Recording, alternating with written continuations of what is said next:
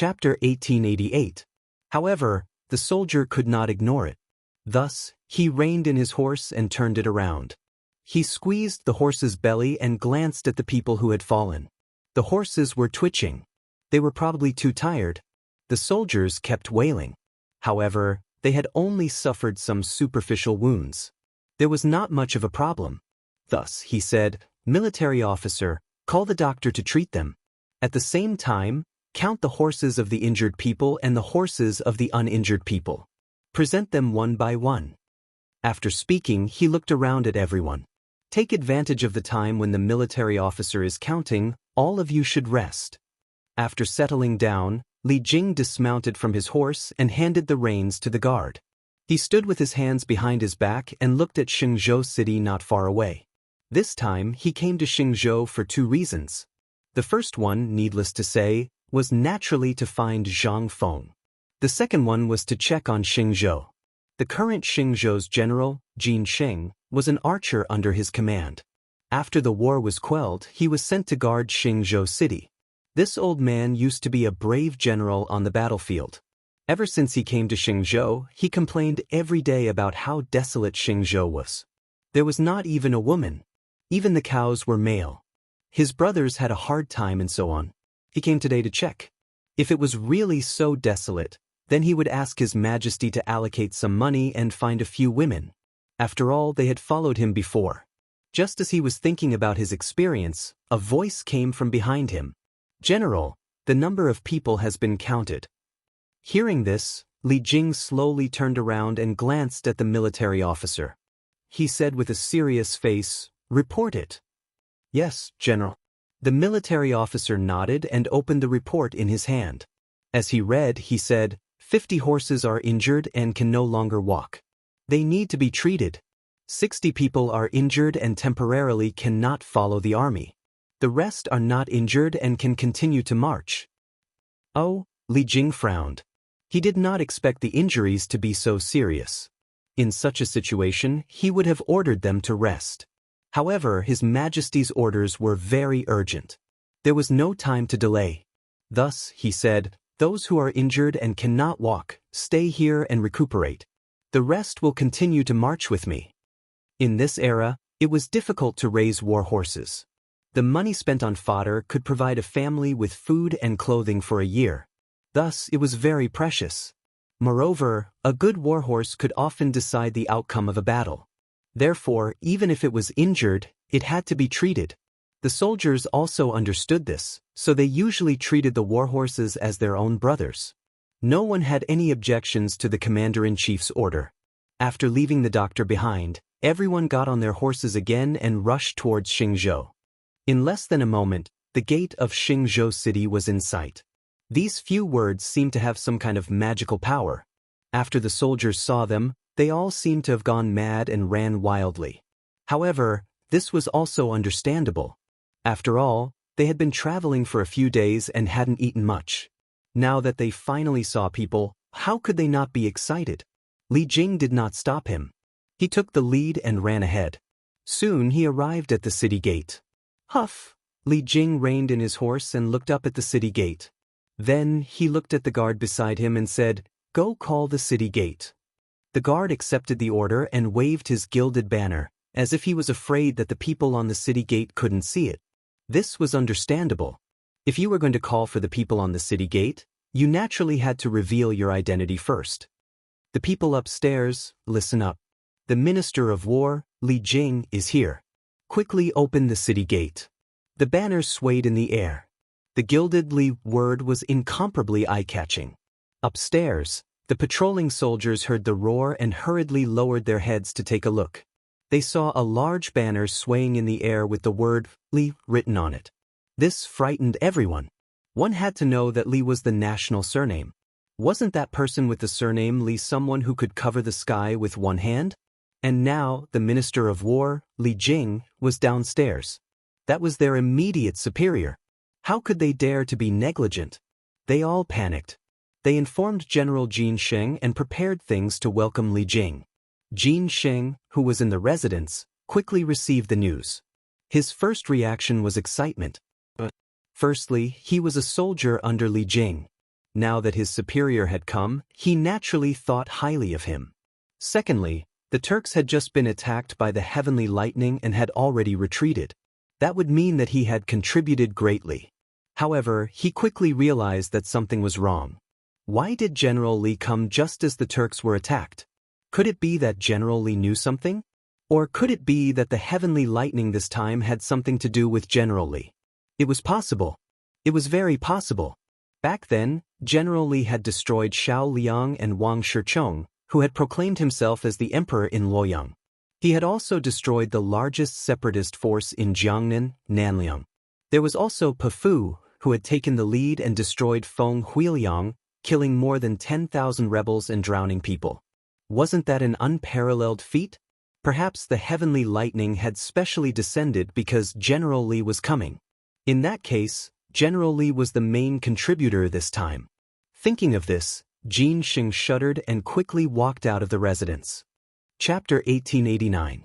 He wanted to greet General Li personally. Even if General Li was not his superior, he had to greet the heavenly thunder. He ran all the way and finally arrived at the city gate. At this time, the city gate had been opened. Seeing the neat and strict team, Jin Xing hurried forward. "General, I'm late. Please forgive me." He cupped his hands and looked at Li Jing with admiration in his eyes. Li Jing looked indifferent.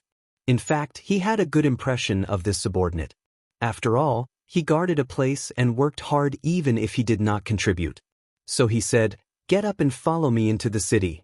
After that, he squeezed the horse's belly and slowly walked into the city. The soldiers followed closely behind, raising a cloud of dust. The big banners swayed in the wind, looking solemn and solemn. Seeing that most of the people had entered, Jin Xing casually gave a few orders at the door and quickly followed. As soon as they entered the city, Jin Xing called Wu Pu, "Serve the general tea immediately. Go personally." Wu Pu also knew Li Jing's status and did not dare to neglect. He accepted the order and left. At this time, Li Jing had already entered the inner mansion. He was familiar with this place. After all, he had been here before.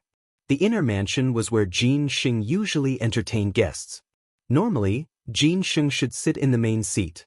However, since Li Jing was here today, his superior naturally sat in the main seat and Jin Xing sat on the side. The two sat upright. Before they spoke, Wu Pu came in with tea. He walked to Li Jing and carefully served a cup of tea. "General, please have the tea." Li Jing narrowed his eyes and glanced at Wu Pu. He seemed to have thought of something and asked in surprise, "You're the archer from before?" He vaguely remembered this person's figure in his mind. He seemed to be an archer, but he was not sure. Wu Pu was delighted. He did not expect that a small guard like him would be remembered by the general. He quickly said, "Yes, General. It's me." Li Jing glanced at Wu Pu, but this time he valued him more. "Good. Since you're in Xingzhou, assist Jin Xing well. You won't have followed me in vain." Wu Pu did not dare to say anything. It was the greatest grace to be valued by the general. He nodded repeatedly.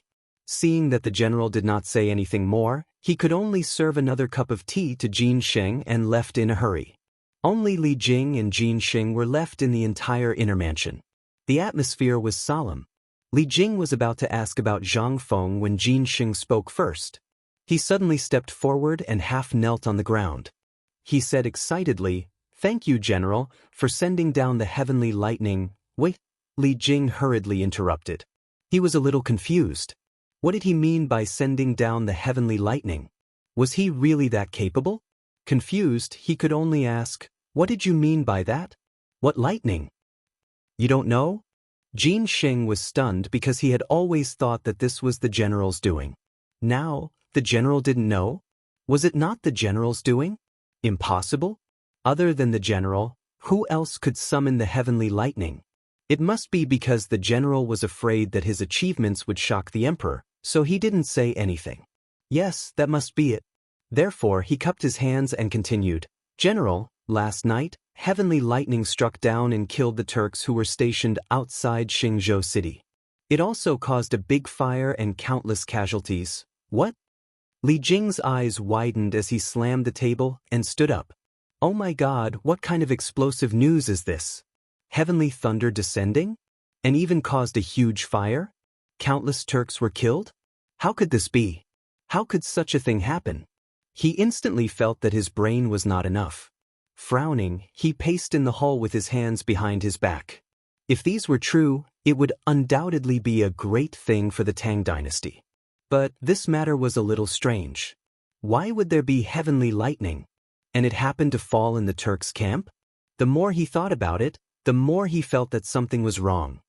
He stopped and stared at Jin Sheng. Tell me, are you deliberately trying to take credit? Are you trying to deceive Lao Tzu? What hasn't Lao Tzu seen before? What kind of heavenly lightning is there? He hadn't cursed for many years.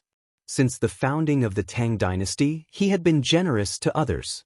Today, what this guy said was so unbelievable that he couldn't help but curse. However, this made Jin Sheng suffer. He had always thought that the heavenly lightning was the general's doing, but now it seemed that it was not at all. Not only was it not, but he was also scolded when he reported it truthfully. Damn it, there was no way to reason with him. However, he was the general and he couldn't scold him back. Therefore, he continued to be patient and said, "General, what I said is true. Last night, heavenly lightning indeed struck down. Not only did it kill a large number of Turks, but Xieli and the Turks also brought the tribes back to the grassland overnight.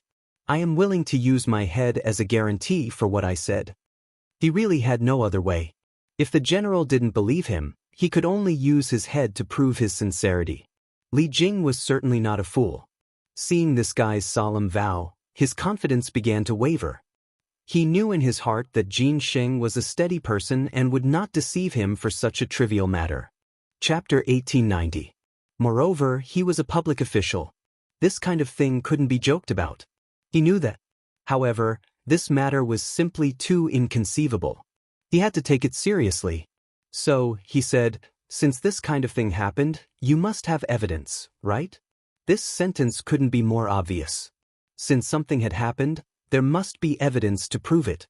In other words, if you want to convince me, you can't just say a few words and take out some reliable evidence. Jin Sheng naturally understood the reason. He turned to the door and shouted, "Bring the Turk here."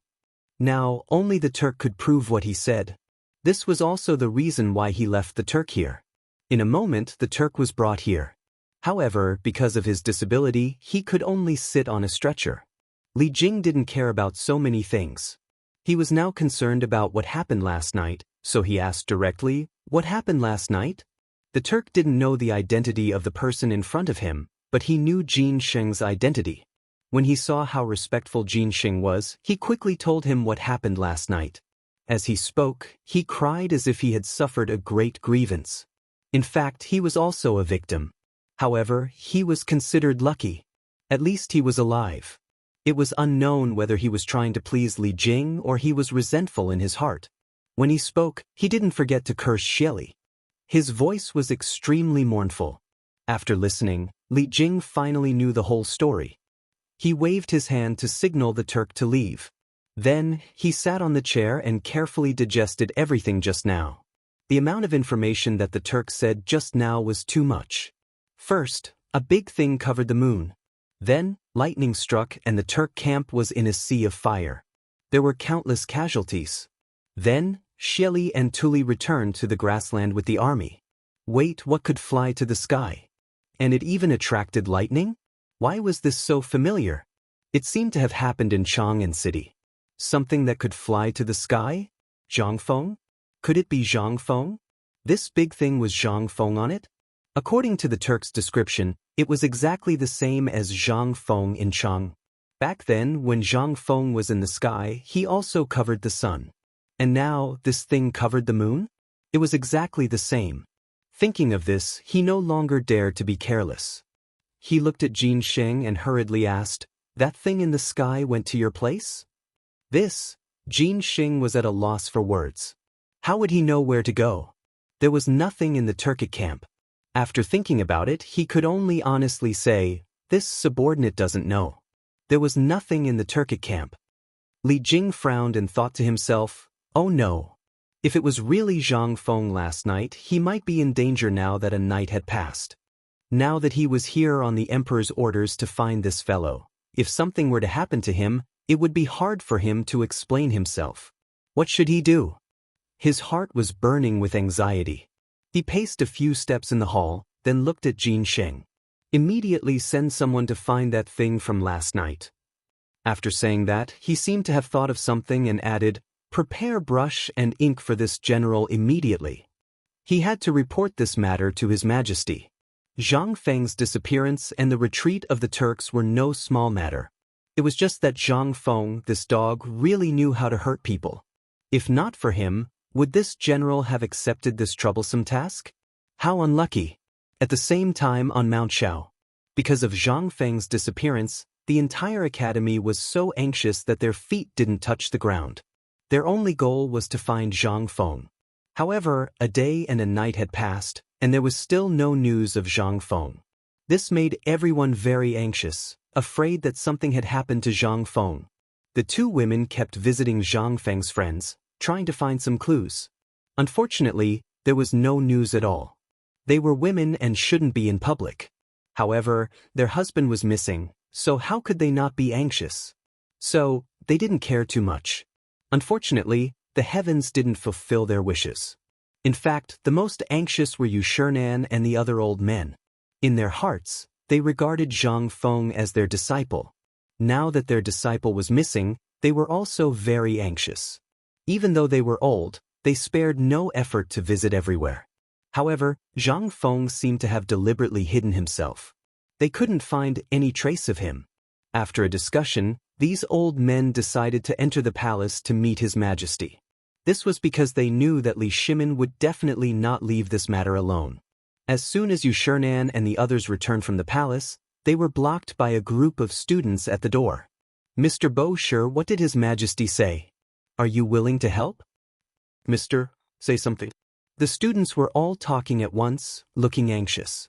However, Xiernan and the others didn't seem to be in a good mood. He frowned and waved his hand. Everyone disperse.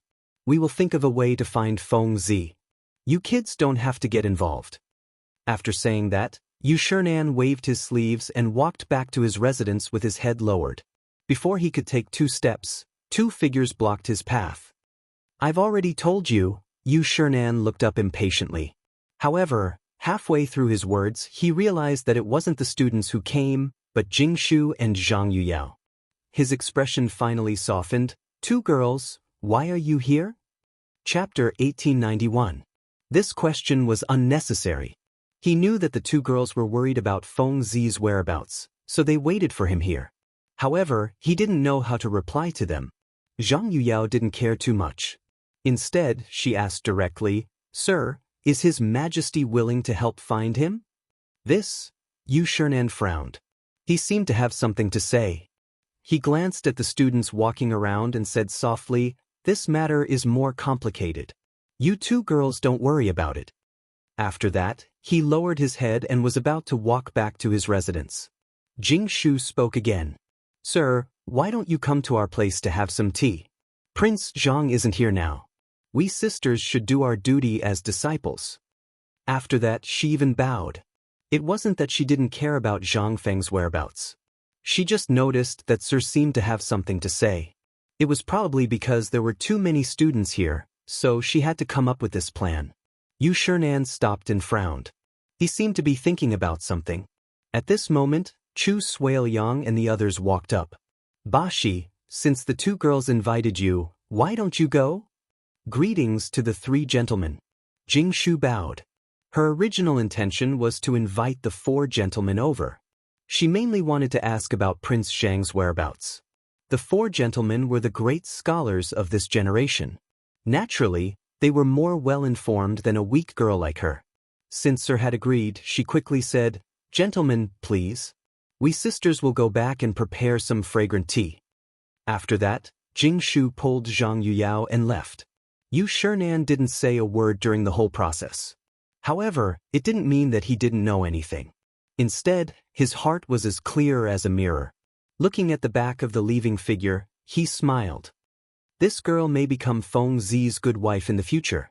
That's right. Chu Suiyang stroked his beard and looked at Xiernan. He changed the topic. We have to talk about Feng Zi sooner or later. Since these two are so anxious, let's go and have a seat. Yushernan narrowed his eyes and nodded thoughtfully. In fact, he had seen through Jingshu's thoughts at a glance just now. As the saying goes, the older you get, the wiser you become. However, he was also happy in his heart.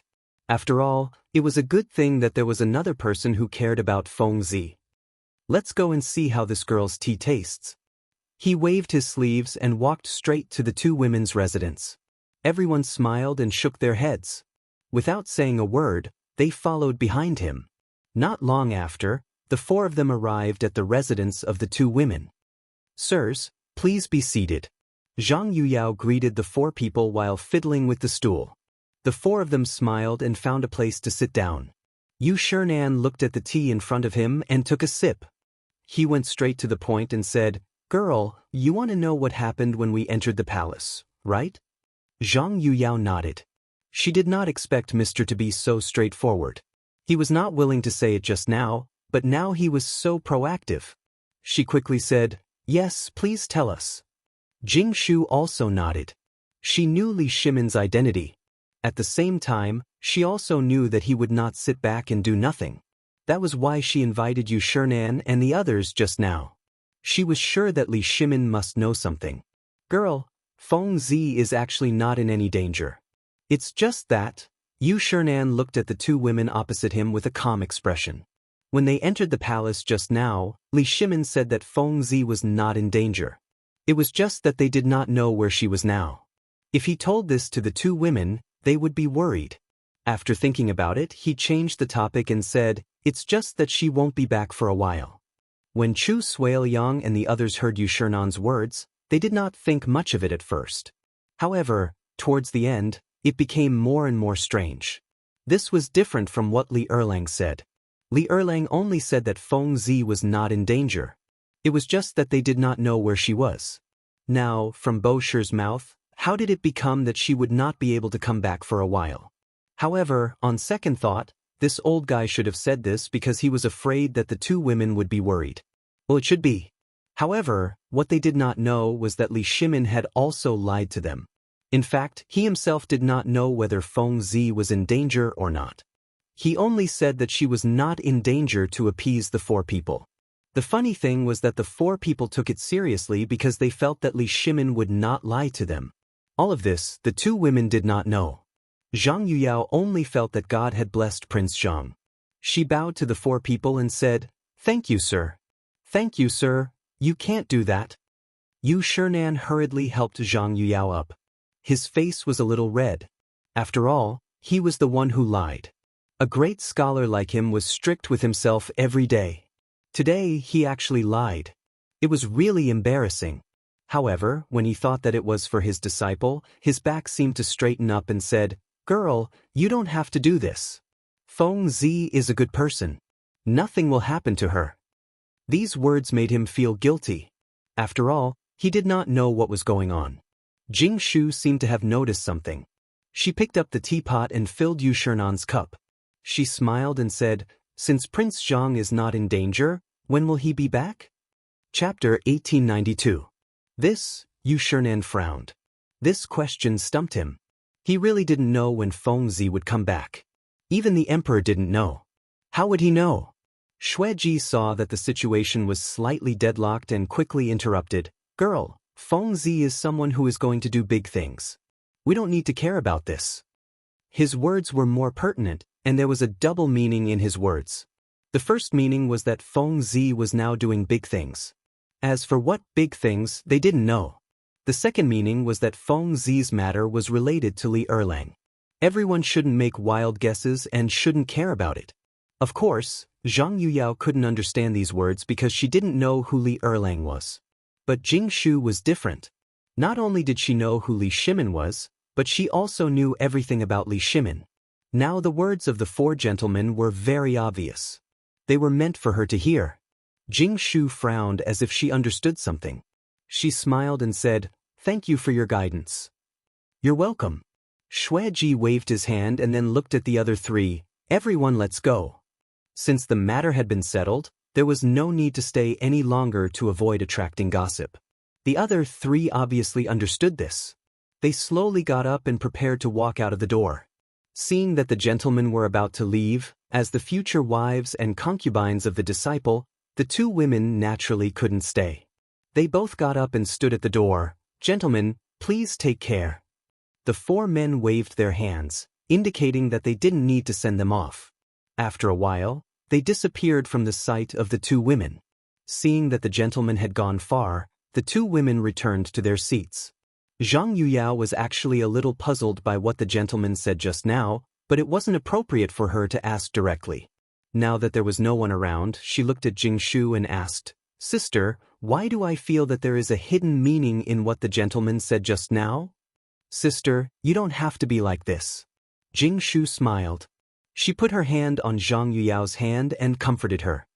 "Since the gentleman heard from His Majesty that Prince Zhang is not in danger, it must be true. You don't need to worry too much." The stone in her heart had already been lifted. After all, she knew what kind of person Li Shimin was. However, she couldn't tell Zhang Yuyao about all this.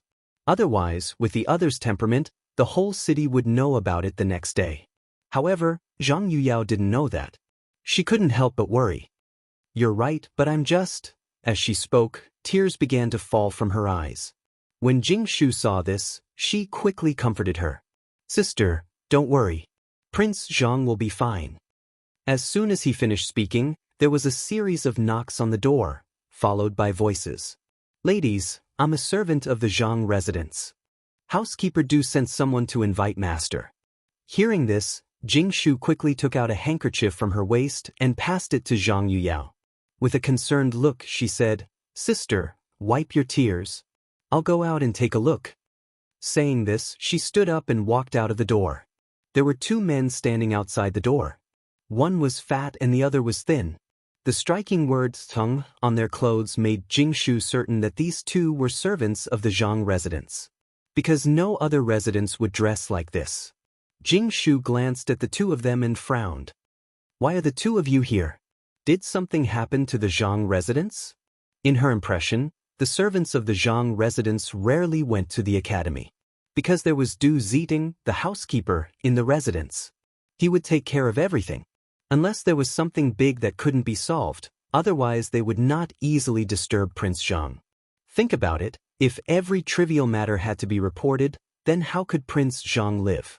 However, it was obvious that something big had happened this time. The two servants frowned and seemed to be thinking about something. Jingshu couldn't wait and hurriedly urged, "Hurry up and say it. Now that Prince Zhang is not here, I can take care of it." The two servants looked at each other and hesitated. Because before they came, housekeeper Du said that he would personally tell the matter to the old master. In the end, the two of them searched half of Shao Mountain but couldn't find him. So they came here, thinking that the old master should be here. But when they came here, there was still no trace of the old master. And housekeeper Du said that this matter was more important and must be decided by the old master. Now that the old master was not here, and Miss Jingshu was asking questions, it seemed that they had to tell Miss Jingshu. After all, Miss Jingshu was not an outsider. After making up their minds, the two of them looked at each other, as if they had reached some kind of agreement. The thin servant stepped forward and bowed. "Today, a madame called Xie came to the residence and said that she wanted to see the old master. She also brought a lot of dried flowers. Housekeeper Du had seen this woman before, so he sent us to ask the old master what to do." "Dried flowers? Madame Xie?" Jingshu frowned and vaguely thought of something. At that time, Prince Zhang seemed to have interacted with this woman and bought a lot of dried flowers. Moreover, Prince Zhang seemed to be particularly precious. Could it be this woman? No matter whether it was or not, she hadn't returned to the Zhang residence for a long time. She could take this opportunity to go back and have a look. Chapter 1893. In any case, Prince Zhang wouldn't be back anytime soon. Moreover, this Madame Xie might really be the same woman from before. If that was the case, then she would be very important to Prince Zhang. She had to keep Prince Zhang here. After making up her mind, she said with a serious expression, "Since Prince Zhang isn't here right now, I'll go back with you. Wait here while I tidy up." After saying that, she turned around and walked back to her room without waiting for their reactions. When Zhang Yuyao saw Jingshu coming back, she quickly wiped the corners of her eyes and stood up to ask, "Younger sister Jingshu, what's going on outside?" Jingshu smiled and stepped forward to hold Zhang Yuyao's hand. "Older sister Yuyao, a servant from the Zhang estate just came to report that a Madame Xie is looking for Prince Zhang." "Madame Xie?" Zhang Yuyao's beautiful eyes turned as if she remembered something. "I remember that a Madame Xie came to look for Prince Zhang before. She even brought a batch of dried flowers. Could it be this Madame Xie?" She clearly remembered that when this Madame Xie brought a batch of dried flowers, Prince Zhang said that he wanted to do business with her, to make some perfume.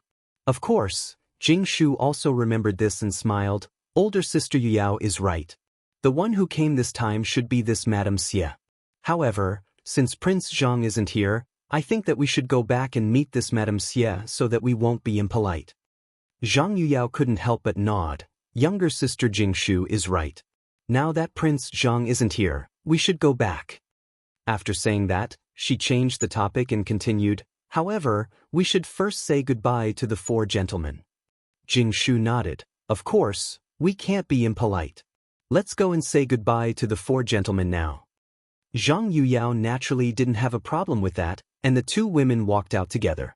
When the two servants saw Zhang Yuyao and Jingshu coming out, they quickly bowed. "Greetings, young ladies."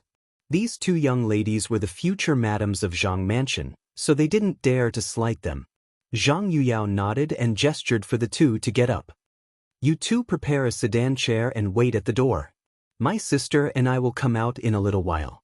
The two servants looked at each other and wondered if they would be punished for not completing housekeeper Du's order. She thought to herself, but she still agreed, "Yes." After giving her instructions, Zhang Yuyao flicked her sleeves and walked towards the classroom. Jingshu followed closely behind. It was class time now, so the four teachers should be in the classroom.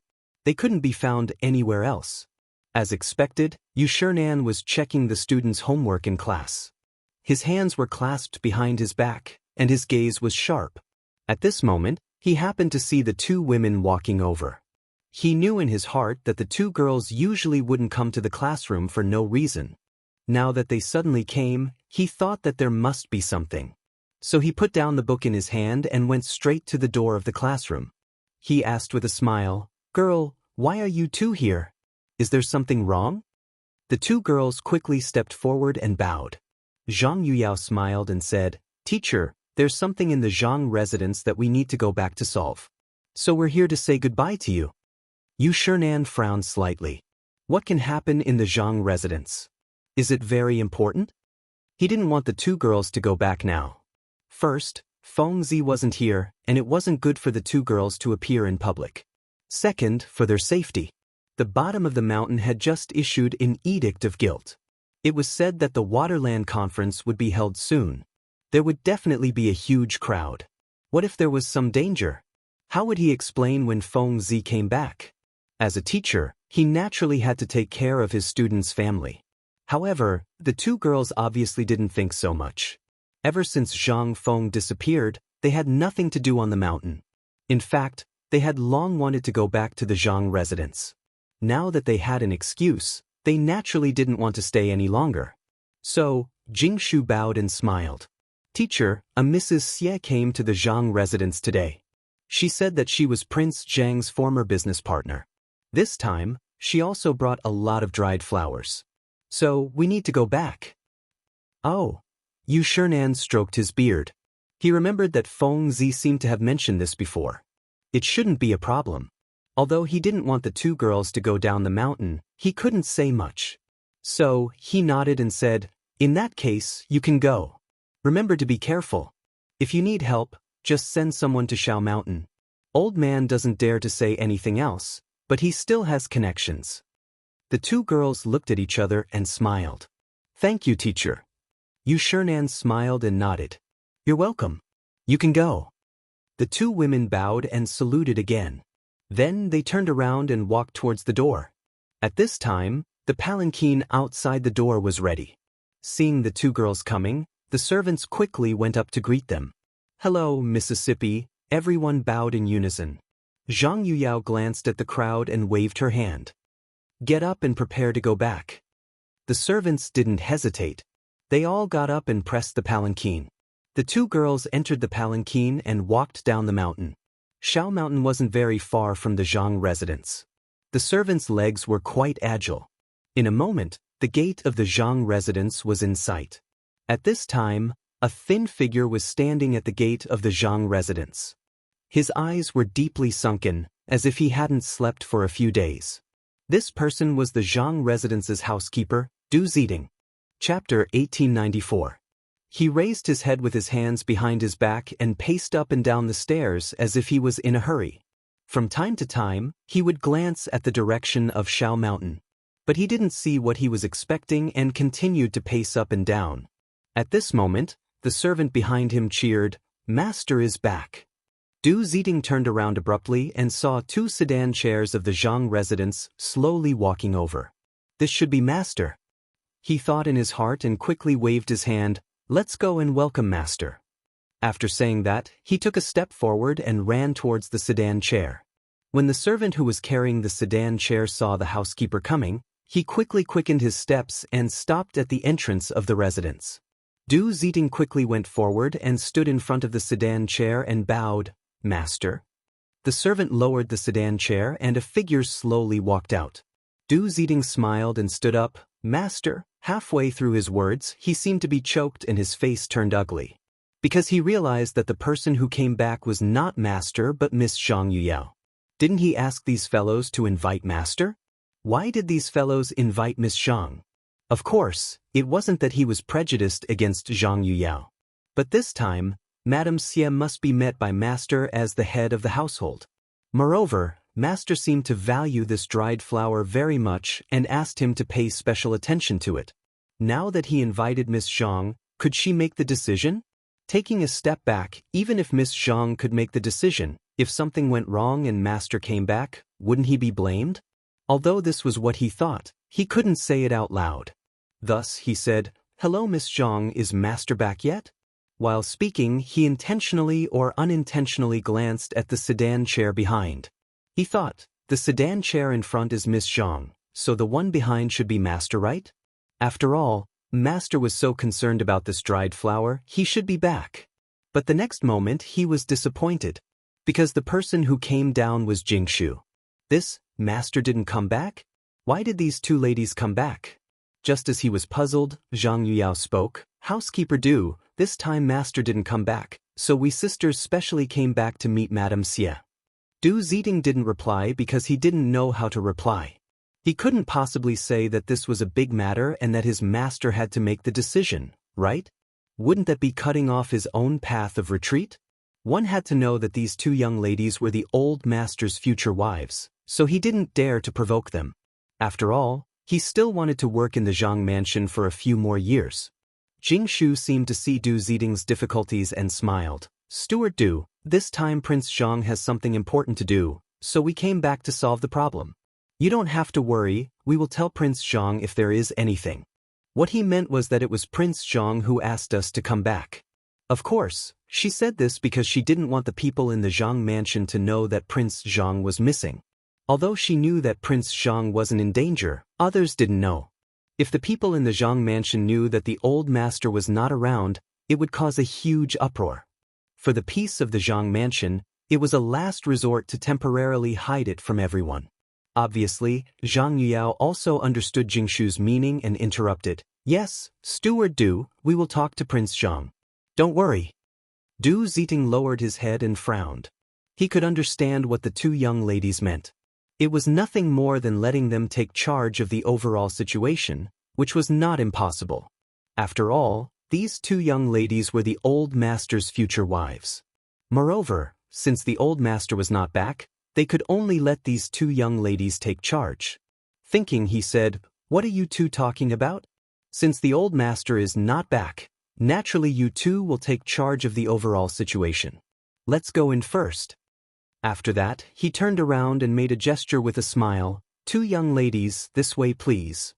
Zhang Yuyao and Jingshu looked at each other and smiled. They walked into the mansion one after another, while Du Ziding led a group of servants behind them. They were silent all the way until they reached the front yard. Zhang Yuyao pointed at the cotton-padded clothes in front of them and asked, Steward Du, how is the production and sales of cotton-padded clothes now? Du Zhiting hurried forward and stood still with a touch of pride in his eyes. Now the production of cotton-padded clothes has doubled compared to before, and the sales are in short supply. The whole Chang'an city is fighting for our cotton-padded clothes. Since the old master left, he had been supporting the family alone. Coupled with the miscellaneous matters in the mansion and the cotton-padded clothes, it could be said that he was exhausted and had not slept well for several nights. Of course, he was not tired of these things and thought that working for the old master was not tiring at all. The two young ladies were well aware of all these. Looking at Steward Du's panda eyes, they naturally understood. Therefore, Zhang Yuyao said with concern, Steward Du, you have been working hard recently. When Prince Zhang comes back, he will definitely reward you. It's not hard, it's not hard. Du Zhiting waved his hand and smiled. How can it be hard to work for the old master? There are not many kind-hearted and charitable people like the old master. It is my blessing to work in the Zhang mansion. Chapter 1895. The two girls smiled and nodded. They understood Du Zhiting's loyalty and did not say anything else. However, a pile of dried flowers in the corner attracted their attention.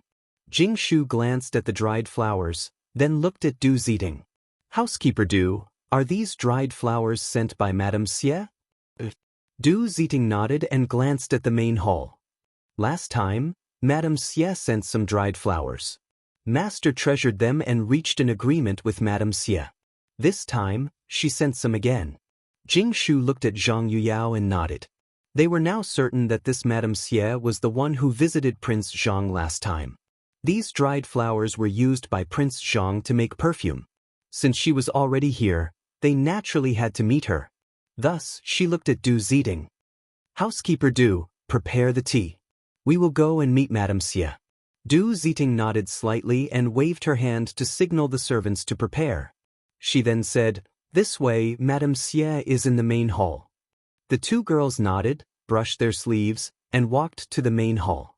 Passing through the corridor, a group of servants playing with cotton appeared in front of the two girls. However, they were not in the mood to care about this. They walked straight to the main hall. As soon as they entered the main hall, they saw a woman sitting in the main hall. It was Madame Xie. Madame Xie.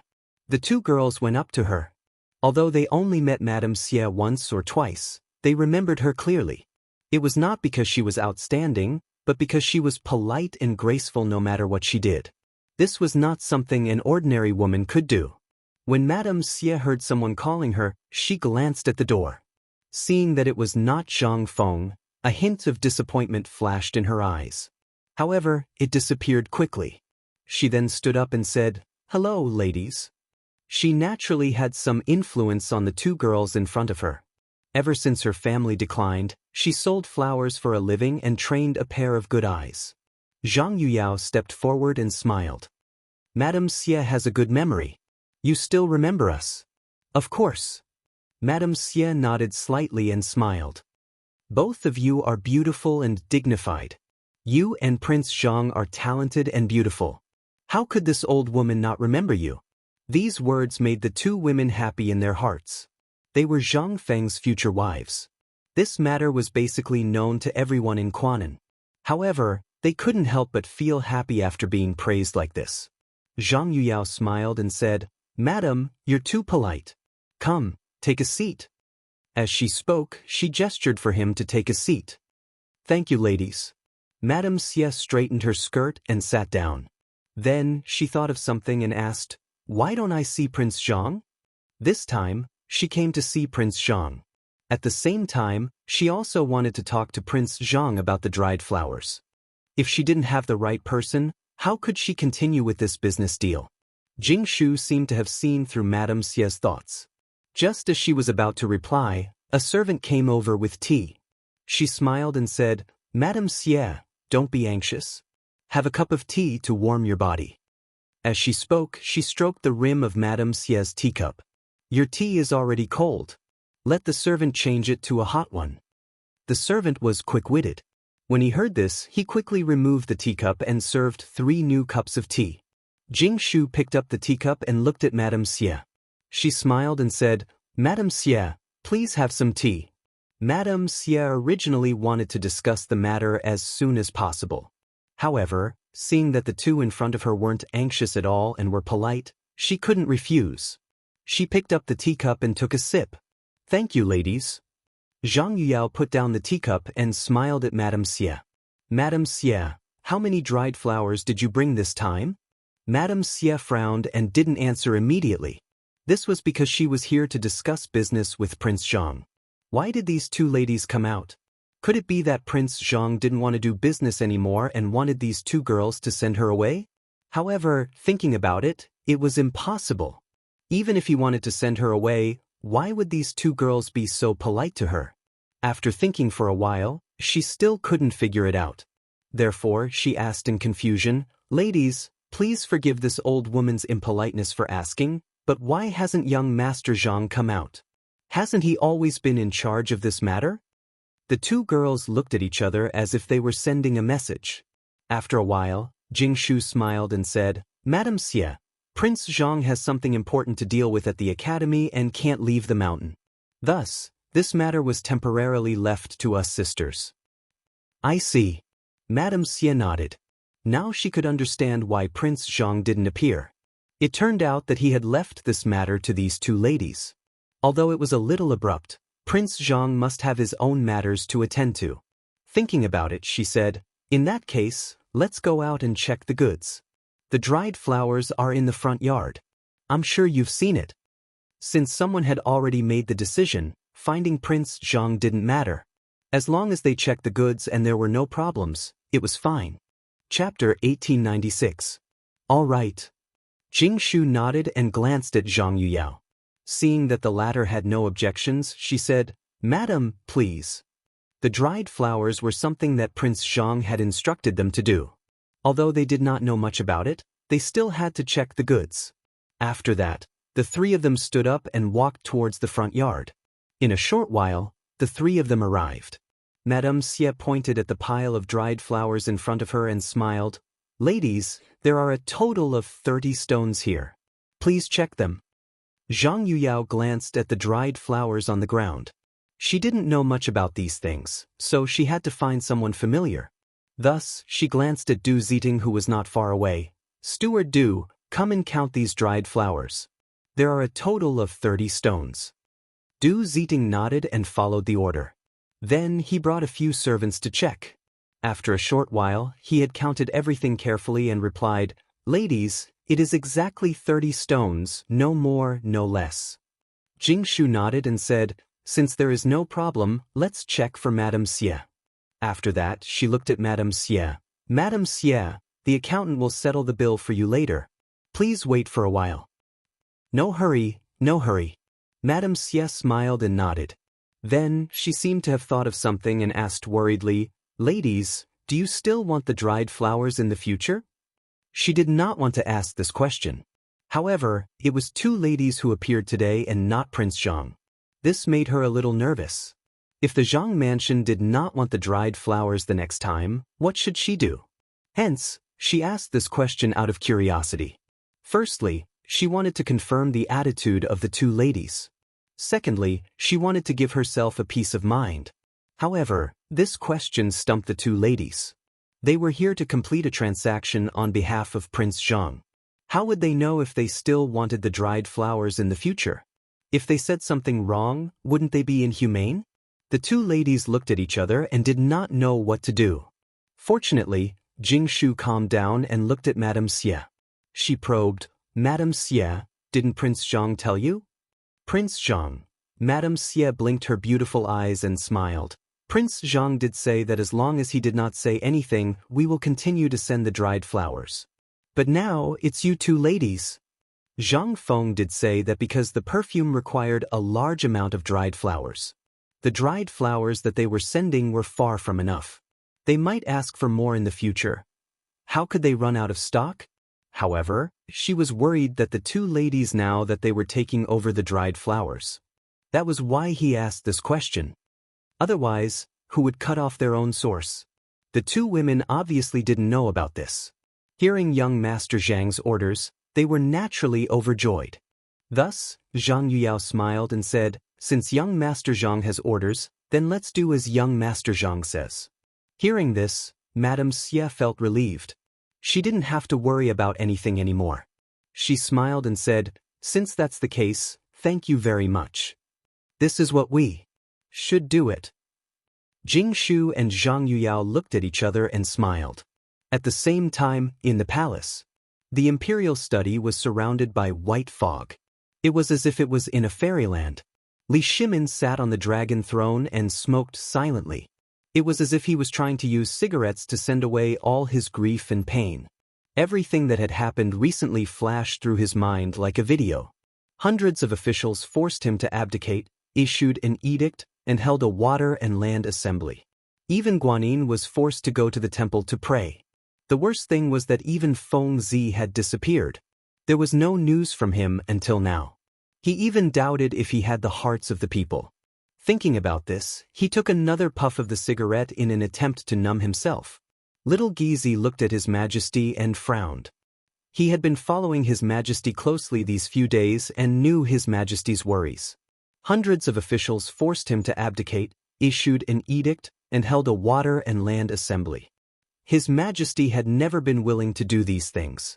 But now he was doing them all. This was all caused by Zhang Feng. He used to have a good impression of Zhang Feng, but after this incident, he had already blacklisted Zhang Feng. It was because this guy often did strange things and caused others to clean up for him. Now, even His Majesty wasn't going to let him off. Although he thought this, he couldn't say it. He knew that Zhang Feng's position in His Majesty's heart was definitely higher than his. However, on second thought, this brat Zhang Feng was also very powerful. Could he fly? If he could become such a person, he would definitely clear all obstacles for His Majesty. Unfortunately, he was a rootless person and couldn't enter the imperial court. Otherwise, thinking of this, he moved his eyes to Li Shimin, only to see Li Shimin lighting another cigarette in his mouth, as if he was going to smoke. This scared the hell out of him. He hurriedly advised, "Your Majesty, you've already smoked 10 cigarettes. Why don't you take a break?" He had been by His Majesty's side all this time. He had seen His Majesty smoke without stopping.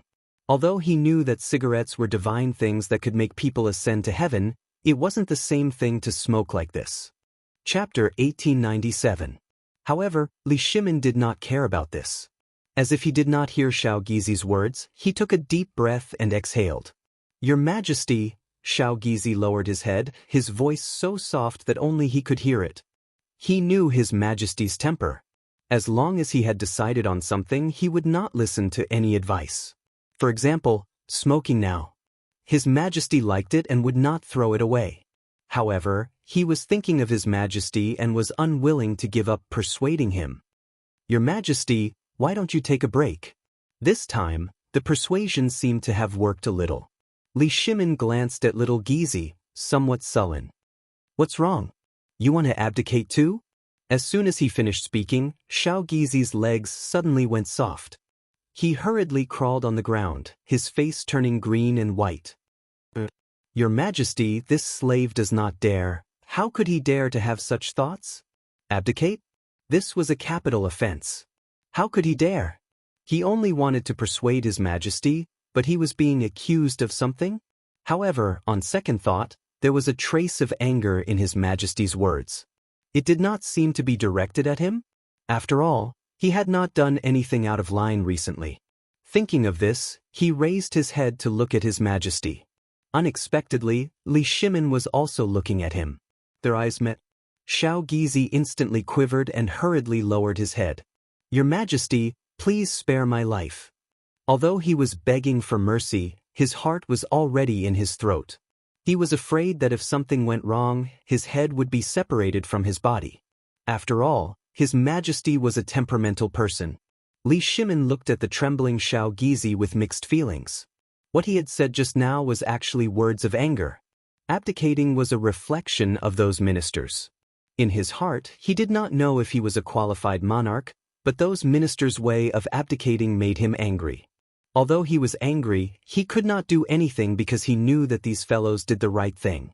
When everyone thought that the Black Tortoise sect was in the sky, he had already been pushed to the climax of public opinion. The ministers were also thinking of the people. As for Xiao Gizi, he had become a punching bag. This fellow was loyal. If he was told to go left, he would never go right. At the same time, he was also glad that he had such a loyal servant by his side. How could he kill him? Thus, he put away his angry expression and said softly, "Get up, I'm not blaming you." Little Gizi didn't get up immediately. Instead, he looked up and saw that His Majesty had already turned his head away. He didn't hesitate and quickly got up.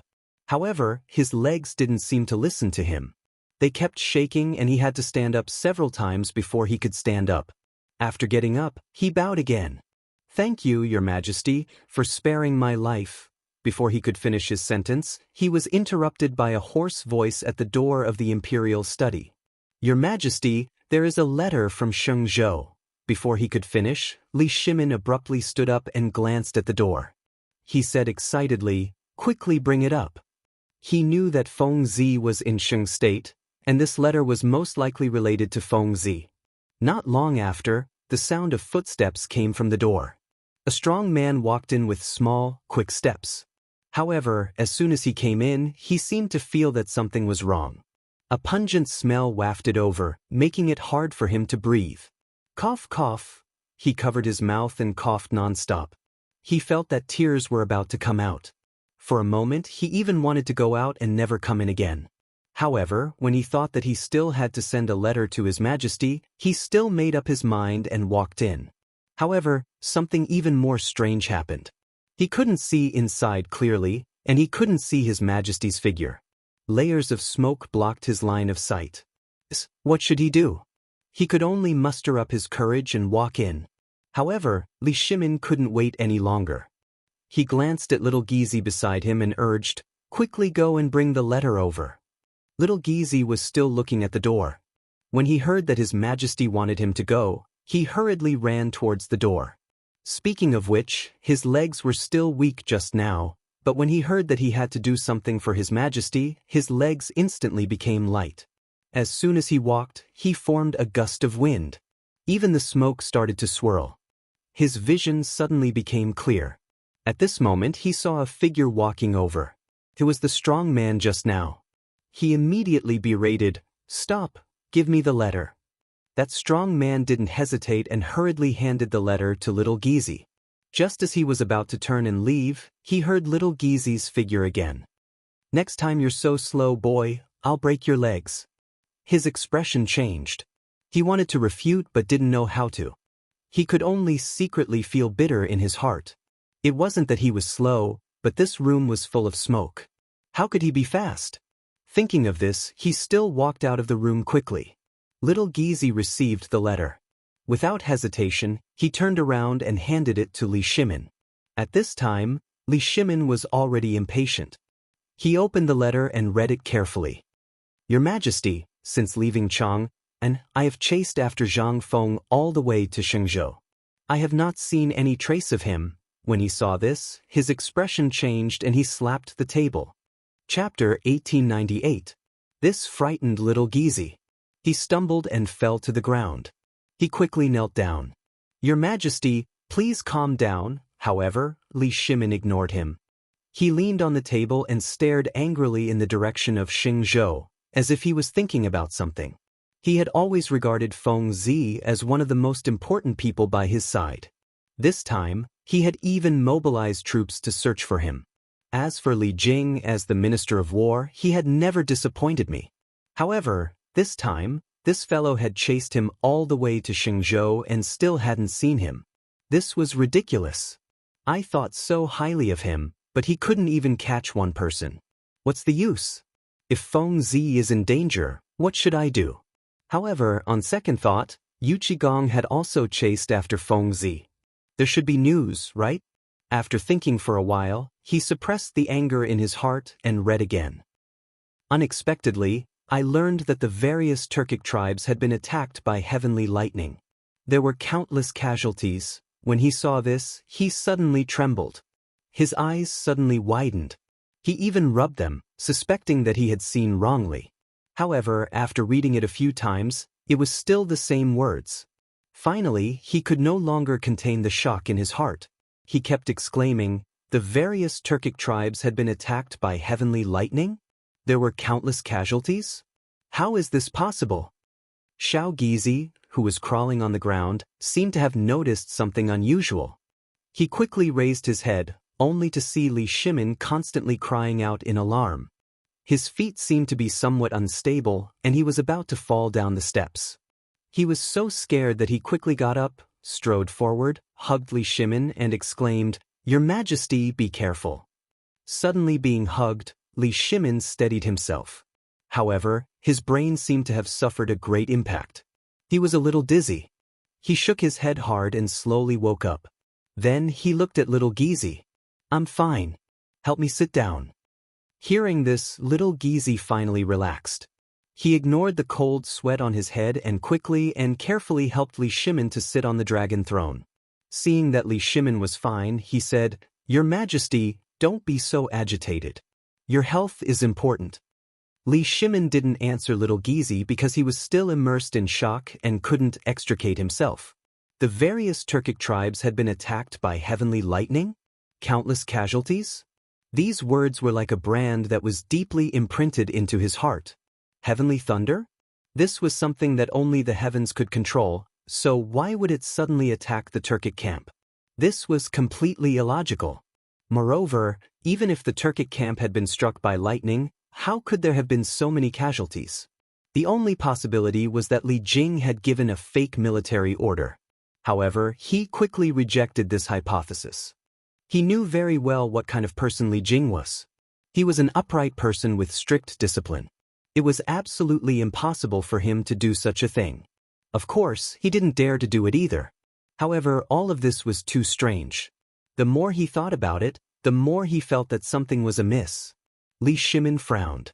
Little Gizi seemed to notice that something was wrong and said softly, "Your Majesty, please don't worry about state affairs. What does a castrate like you know?" Li Shimin glanced at little Gizi with some dissatisfaction. This is a huge matter for the Turks. Halfway through his words, he felt that something was wrong and immediately changed his tone. Forget it, forget it. What's the use of saying so much to a eunuch like you?" After that, he read the letter again. This heavenly thunder incident is very strange. I suspect that it has something to do with Zhang Feng. Feng Zi? Li Shimin frowned, somewhat puzzled. Didn't I ask Li Jing to track down Feng Zi's traces? How could the heavenly thunder have anything to do with Feng Zi? Could it be that the heavenly thunder was summoned by Feng Zi? It shouldn't be possible. With doubts in his mind, he continued to read. According to the survivors, a round object appeared in the sky that night, covering the sky and the moon. Then, countless things with sparks were thrown down, causing countless casualties in the Turkic camp. The specific number of casualties is unknown. Li Shimin put down the letter and frowned even more. This description was exactly the same as the thing in Chang'an city. In that case, it was Feng Zi. However, why would this guy go to Xingzhou and blow up the Turkic camp? Could it be premeditated? Whether it was premeditated or not, it was still a good thing for the Tang dynasty. However, now this guy should still be in Xingzhou. Would he be in danger? Thinking of this, Li Shimin was a little uneasy. He glanced at Xiao Gizi and said seriously, "Immediately send someone to Xingzhou to pass on my order. You must let Li Jing find Zhang Feng and bring him back smoothly." After that, he seemed to think of something and added, "In addition, tell Wei Zheng, Du Ruhui, Fang Xianling, Zhang Sun Wuji, and others to come to see me." "Yes, Your Majesty." Xiao Gizi bowed and turned to walk out of the door. After instructing everything, Li Shimin sat on the dragon throne again, picked up a cigarette from the desk, put it in his mouth, lit it, and slowly smoked. At this time, he had mixed feelings. On one hand, he was happy about the bombing of the Turkic camp, but on the other hand, he was worried about Zhang Feng's safety. The Turkic people had always been a thorn in the heart of the Tang dynasty. Almost every year, they would come to the Tang dynasty to burn, kill, and loot. The people of the Tang dynasty hated them to the bone, but they could do nothing because they lived in the grassland and could not be killed. Chapter 1899. However, the blow this time was undoubtedly huge to the Turkic headquarters. Although it was impossible to know whether Xieli and Tuli were dead or alive, it could definitely stop the other party from going south. And Zhang Feng had really made a great contribution this time. However, he had been missing, which made him very vexed. Just as he was feeling vexed, footsteps came from outside the door. Then little Gizi walked in and bowed. "Your Majesty, the verbal order has been sent. Duke Wei and the others are also waiting outside. Should we summon them?" "Summon them." Li Shimin waved his hand. Little Gizi accepted the order and turned to leave the room. After a while, he walked in with Wei Zheng. Wei Zheng and the others followed little Gizi's footsteps into the imperial study and smelled a pungent smell of smoke. Although they usually smoked a little, it was only when they had nothing to do. In addition, they were generally old. How could they smell such a strong smell? They immediately coughed. Cough, cough, cough. This smell, everyone covered their noses and coughed. Seeing this, little Gizi hurriedly comforted them. "Sirs, please bear with it. His Majesty is waiting." Hearing this, everyone did not complain anymore. After all, His Majesty had already issued an edict and admitted his mistake. Strictly speaking, he was a good emperor. Besides, the thing in the sky was not the vengeful spirit of the Xuanwu Gate. After thinking about it, everyone still walked toward the main hall. They saw Li Shimin sitting on the dragon throne. Everyone came forward and bowed together. "Your Majesty." Li Shimin was already impatient. He waved his hand casually. "Rise. Everyone sit." After he finished speaking, he handed the letter on the table to Xiao Gizi and said, "Pass the letter to the officials." "Letter?" Everyone looked at the letter in Li Shimin's hand in confusion and guessed. Could it be that there was something wrong with that place? Or did something happen at the border? With doubts, they looked at Li Shimin but could not see any joy, anger, sorrow, or joy. At this moment, Xiao Gizi handed the letter to Wei Zheng. Because Wei Zheng was the closest person to Li Shimin, it was convenient for him to pass it down. Wei Zheng took the letter and looked down. Two big words appeared in front of his eyes. Li Jing. Wasn't Li Jing sent by His Majesty to find Feng Zi? Could there be news of Feng Zi? Delighted, he immediately tore open the letter and read it. The officials sitting around felt as if their hearts were being scratched by a cat, itching unbearably. They also wanted to read the letter because they knew that the letter that His Majesty allowed everyone to read was definitely a matter of national importance. As the backbone of the imperial court, they all wanted to read it in advance. However, this little Gizi had already given the letter to Wei Zheng. They couldn't possibly snatch it away, right?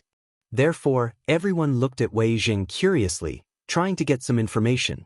At first, Wei Zheng's expression was normal and even had a hint of a smile. However, slowly, his eyes widened and his mouth opened wide as if he had seen something unbelievable. In the end, he stood up abruptly and kept exclaiming that it was impossible. Seeing this, everyone knew that the matter was definitely not simple. They quickly went forward and snatched the letter from Wei Zheng's hand and gathered to read it. However, halfway through, everyone's eyes widened and they kept exclaiming, "What? The Turks were attacked by lightning? And it was Feng Zi who did it? Countless Turks died? Xieli led the troops back to the grassland? How is this possible?" They felt that their worldview had been turned upside down and they kept exclaiming. Lightning was a divine object that only the heavens could control. How could it be related to Feng Zi? Moreover, according to Li Jing's letter, it seemed that Feng Zi had sent down lightning from the sky and caused the deaths of various Turks. If that was the case, it was even more unbelievable. How could a human control lightning? Could it be that Feng Zi was an immortal? Only immortals had such means. However, they quickly denied this theory. Because the people present had more or less interacted with Feng Zi, they could be considered to know his character. This kid usually liked to fiddle with strange things. In terms of talent, he was a little talented, but it was impossible for him to have such means. Therefore, everyone looked at Li Shimin, hoping to get some information from His Majesty. Li Shimin naturally knew the doubts in everyone's hearts. He smiled faintly and said, "Have you all read the letter just now?" After that, he continued, Li Jing said in the letter that the lightning this time was very likely to be Feng Zi's doing. At first, I was also puzzled as to why there would be such a ridiculous statement. However, after I thought of the Xuanwu Gate incident in Chang'an, I felt that everything was logical. The Xuanwu Gate incident in Chang'an? Everyone was puzzled and confused. What was the connection between these two things? One was what happened in Chang'an, and the other was what happened in Xingzhou. The two had nothing to do with each other. Perhaps he saw through everyone's thoughts, Li Shimin continued. Have you forgotten that these things have something in common? That is, they can all go to the sky, and they were all done by Fengzi? Chapter 1900. As soon as he said that, everyone exclaimed in unison. They looked at each other as if they had understood something, but at the same time, they seemed to be missing something. Wei Zheng was quick-witted. He stepped forward, bowed, and said, Your Majesty, are you saying that Fengzi's original intention was to blow up the Turkic camp in Xingzhou, and he was just passing by Chang'an? As soon as he said that, everyone suddenly understood. So that was the case. Fengzi's goal was the Turkic camp, and Chang'an was just passing by. In that case, the Xuanwu Gate incident was really a farce? They even forced His Majesty to issue an edict? They really shouldn't have done that. Thinking of this, everyone couldn't help blushing. However, Li Shimin didn't seem to care about this. He glanced at everyone and said seriously, Yes, from Li Jing's letter, Fengzi's goal was indeed the Turkic camp. In this case, Chang'an was just a farce. It's not worth mentioning. As soon as he said that, everyone felt even more ashamed. They blushed and didn't even dare to raise their heads. Because of the farce in Chang'an, they had forced the emperor to abdicate. This was really inappropriate for a subject. Of course, this was based on the fact that the emperor didn't make any mistakes. Li Shimin was such an emperor. Except for the incident at the Xuanwu Gate, he basically didn't make any serious mistakes. He was conscientious in politics and treated the people like his own children. However, finally, someone couldn't help it. Zhang Sun Wuji stepped forward, lowered his head and said softly, Your Majesty, I committed a heinous crime a few days ago. Your Majesty, please punish me. With the first person, there was naturally a second person. Soon, all the officials stepped forward one by one. Your Majesty, I know that I have committed a heinous crime. Please punish me. Your Majesty, I know that I have committed a heinous crime. Please punish me. Your Majesty, I know that I have committed a heinous crime. Please punish me. They bowed together, lowered their heads, and blushed. Li Shimin looked at them meaningfully. In fact, he was still a little angry. Just a few days ago, he even wanted to punish these old fellows for their crimes. However, when he thought of everyone's contributions to the Tang dynasty, he silently endured it. Take Wei Zheng for example. Although this guy had a bad temper, he was indeed a pillar of the country. He was upright and plain-spoken, and as an official, his sleeves were clean.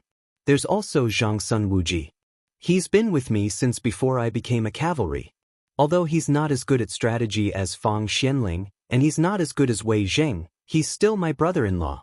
How could such a person be punished? Moreover, they had all admitted their mistakes today, so it was even more impossible to punish them. Thus, he revealed a trace of a smile and waved his hand. Everyone rise. This emperor has never taken it to heart. Everyone looked at each other in disbelief. Since when did His Majesty become so generous? It wasn't like this in the past. However, thinking about it was just thinking. Naturally, he couldn't say it out loud. However, they couldn't help but feel a little guilty and a little worried. They were worried that His Majesty still hadn't vented his anger.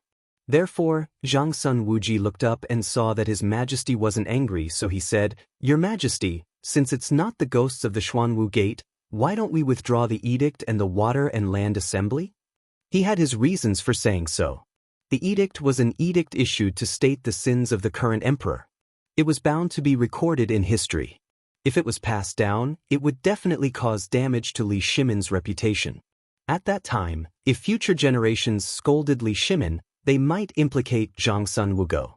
As his brother-in-law, he didn't want that to happen. Of course, Li Shimin also had the same idea. However, he was the emperor of a country. How could he withdraw the edict so easily?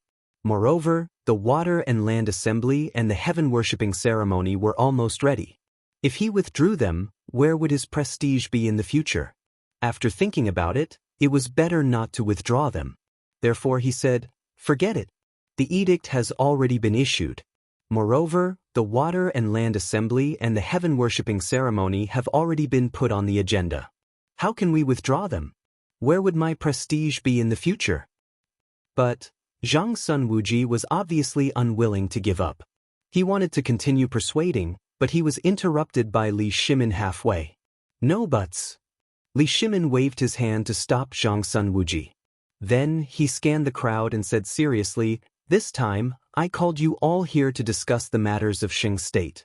Would you all like to express your views on the current situation of Xing State?" Everyone looked at each other and didn't immediately answer. Instead, they all began to think in their hearts. Xing State could be said to have won a great battle.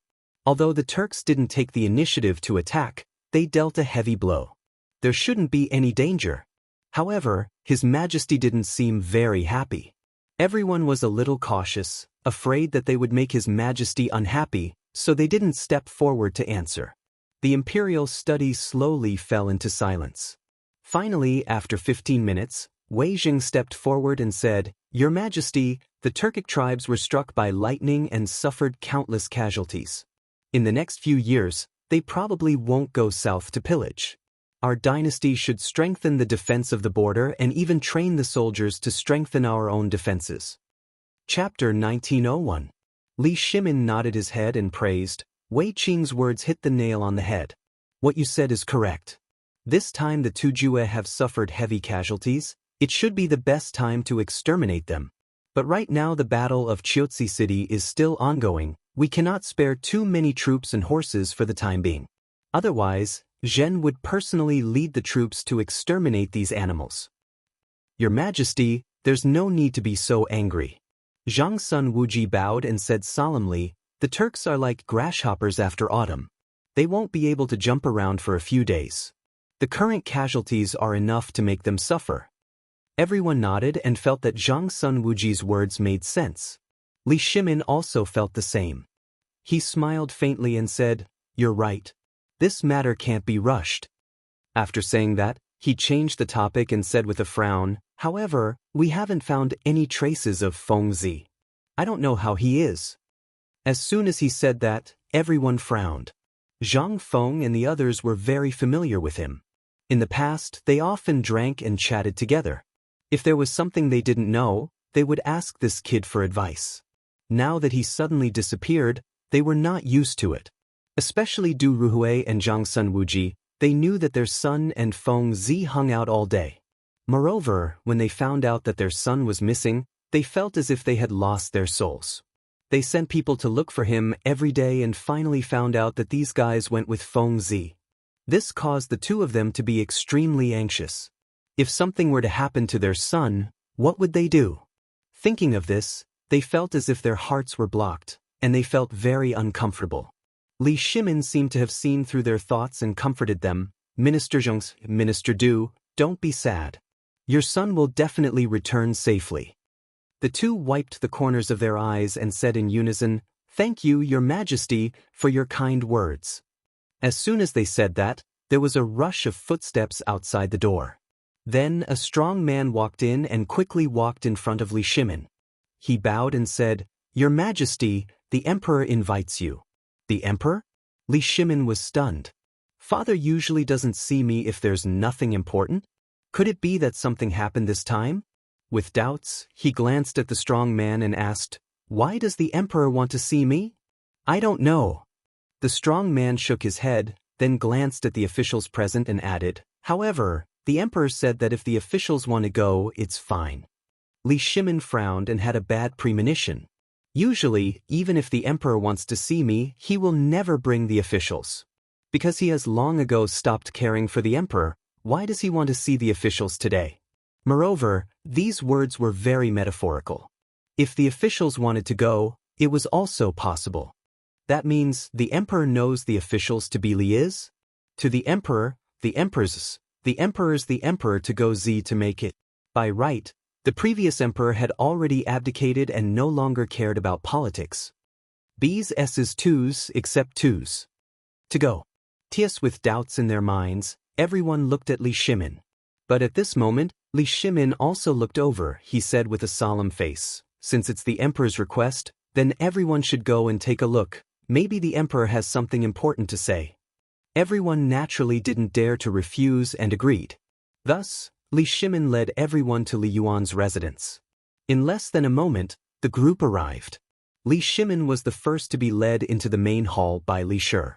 Just as he entered the door, he saw Li Yuan sitting on a chair, drinking alone to drown his sorrows.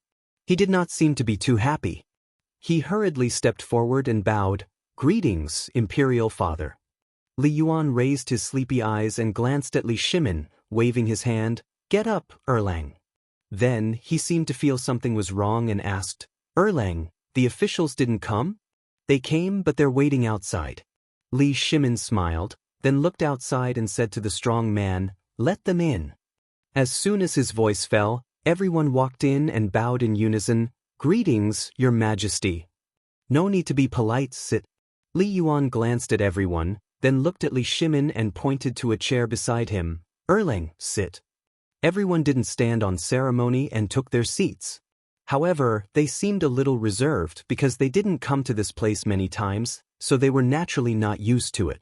Seeing that everyone had taken their seats, Li Yuan opened his mouth, "Erlang, I heard that there's a letter from Qing State?" The emperor's palace was very big, but the news was very fast. This kind of news from outside the palace, those in power were often the first to know. Although he didn't have any real power now, he still had his trusted aides, so this wasn't a big deal. Obviously, Li Shimin also knew a little, but he didn't expect Father Emperor to care about Qing State. This was the border. Logically speaking, only the emperor could ask about it. What did Father Emperor mean now? Perhaps seeing Li Shimin's slightly changed expression, Li Yuan hurriedly changed his words, "Erlang, don't misunderstand, I just want to know about Feng Zi's news. After all, that kid isn't bad, I don't want him to die." Chapter 1902. Hearing this, Li Shimin finally understood. It turned out that his father wanted to inquire about Feng Zi, so he didn't care too much. Thus, he said, "Father, there is indeed a letter from Shenzhou, but halfway through he sighed and seemed a little annoyed. It's just that Feng Zi hasn't been brought back yet." "What?" Li Yuan exclaimed and threw the wine cup in his hand. He glanced at the officials and said angrily, "There are so many people in the imperial court, but they can't even bring Feng Zi back?" He couldn't believe it. Even if Feng Zi could go up to heaven, he should have come down, right? It had been almost 3 days, and there was still no news at all? How could this not make him angry? If Feng Zi didn't come back, who would research new things for him in the future? Who would play with him? Thinking of this, he couldn't restrain his anger and glared at the officials. The officials seemed to be afraid of being glared at. They all shrank their heads and didn't dare to speak. Because they didn't know how to speak. Looking for people wasn't something they should do. Moreover, His Majesty had already handed this matter to someone else. Why was he blaming them now? Now they finally understood why he called them here. It was to vent his anger. However, even if they knew, they didn't dare to say anything. After all, he was the emperor. However, Li Shimin couldn't stand it anymore. As the emperor, how could he watch his officials be scolded? So, he quickly said, "Father, don't blame them. After all, they are just civil officials and don't know about these things." After that, he changed the topic and continued, "Although we didn't bring Feng Zi back this time, there is some news about Feng Zi." "News? What news?" Li Yuan turned his head and was instantly interested. "Father, don't be anxious." Li Shimin smiled faintly and then looked at Zhang Sun Wuji, who was in a daze, and said, "Minister Zhang, you say it." Zhang Sun Wuji was still in a daze, but when he heard this, he immediately became energetic. However, he knew that this wasn't a good task. If he didn't say it well, he would definitely be scolded, but he couldn't refuse. He could only step forward and said, "Emperor, just now, Shenzhou sent a letter saying that the Turkic camp was attacked by lightning." "What? The Turkic camp was struck by lightning?"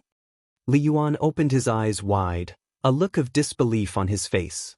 However, looking at Zhang Sun Wuji's expression, It didn't seem like he was lying. Then he looked at Li Shimin. Li Shimin's face was even more sincere, as if he was telling the truth. This made him a little less confident. Heavenly thunder? Where did the heavenly lightning come from? And attack the Turkic camp? Isn't this a little strange? With doubts in his mind, he looked at Zhang Sun Wuji and said coldly, "Speak clearly. What heavenly lightning? What was going on? Is it related to Fengzi again?" How could Zhang Sun Wuji withstand the shock? He hurriedly replied, "Zhang Feng was the one who did the heavenly lightning. He used the heavenly lightning to blast the Turkic camp." Fengzi did it? Li Yuan frowned. The more he listened, the more confused he felt. What was this? If Fengzi could control the heavenly lightning, wouldn't he be an immortal? Now, he increasingly felt that Zhang Sun Wuji was dishonest.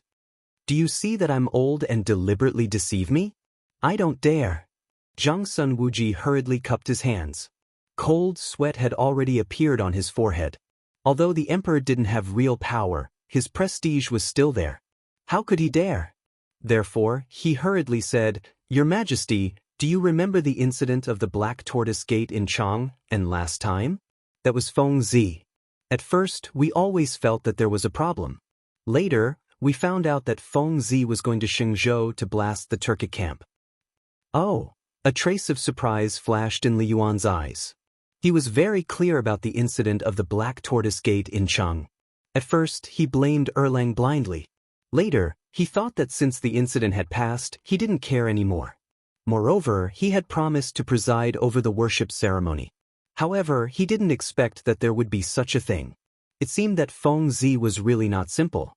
He drifted all the way from Chang'an and to Xingzhou just to blast the Turkic camp. However, Fengzi had blasted the Turkic camp. Would the Turkic people let him go? Wasn't this kid sending a sheep to the tiger's mouth? The more he thought about it, the more he felt that something was wrong.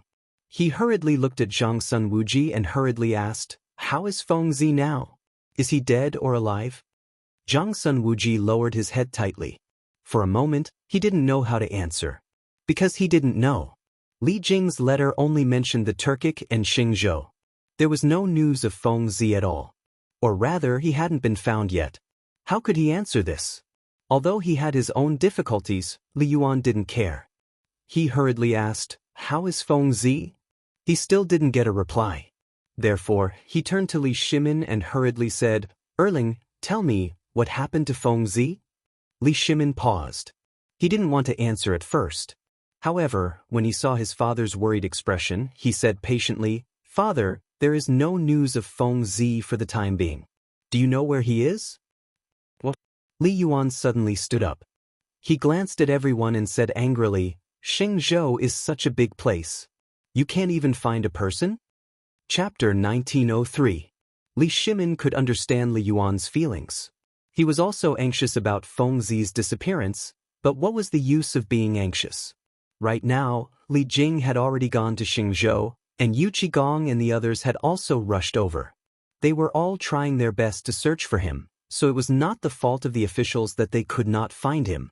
Thinking about it, he hurriedly advised, "Father, I have already sent people to Xingzhou to handle this matter, but there are not enough people. However, I believe that the results will be out soon." Li Yuan glanced at Li Shimin, but at this moment he was furious, because he knew that Erlang had already done his best. Thus, he looked at the officials, his eyes somewhat gloomy. "Since there are not enough people, then let the clan send out some people." As soon as these words were spoken, the entire hall was in an uproar. Li Shimin looked at Li Yuan with a bewildered expression. Although he really wanted to touch the clan, he knew in his heart that the clan had a deep foundation and could not be eradicated overnight. Therefore, he had always buried this thought in his heart and had never said it out loud. But today, his father had personally said it out loud. Although it was said very tactfully, but he could still hear his father's hatred for the clan. On this point, Imperial Father and I happen to agree. However, could the officials agree? Thinking about it, he shifted his gaze to the officials. In fact, the officials were no longer calm, because many of them were also in the ranks of the clans. The emperor's words just now meant that he was prepared to let the clans search for Zhang Feng. Although they were also worried about Zhang Feng, They did not plan to use the people of their clans. If they touched the people of the clan, it would definitely cause damage to the clan. Thus, everyone hurriedly stepped forward. "Your Majesty, please show mercy. The clan cannot be touched." Li Yuan glanced at the crowd, his face could not help but flush red, the veins on his forehead bulged, and he roared, "Not using the clan? Then who can I count on?" As he spoke, he walked in front of everyone, stretched out his finger, and pointed angrily. "It's you? Or is it still you?" Everyone's faces were filled with astonishment as they retreated. They knew that the emperor was currently in a state of anger and could not be provoked. Li Yuan glanced at everyone and roared again. "Since you can't find Feng Zi, then what's the harm in touching the clan?" After saying that, he looked at the door and shouted, "Pass down my decree. Let all the clans send people to find Feng Zi immediately. If they can't do it, don't come back." But at this moment, a voice came from behind. "Wait." Li Yuan turned his head abruptly and saw that the one who spoke was his son, Li Shimin. Li Shimin actually wanted to get rid of the clan as well, but he knew that getting rid of the clan was not something that could be done overnight. Using his father's method was even more impossible, so he stopped him. At this moment, facing his father's bewildered gaze, he could only step forward and comfort him. "Father, this matter cannot be rushed.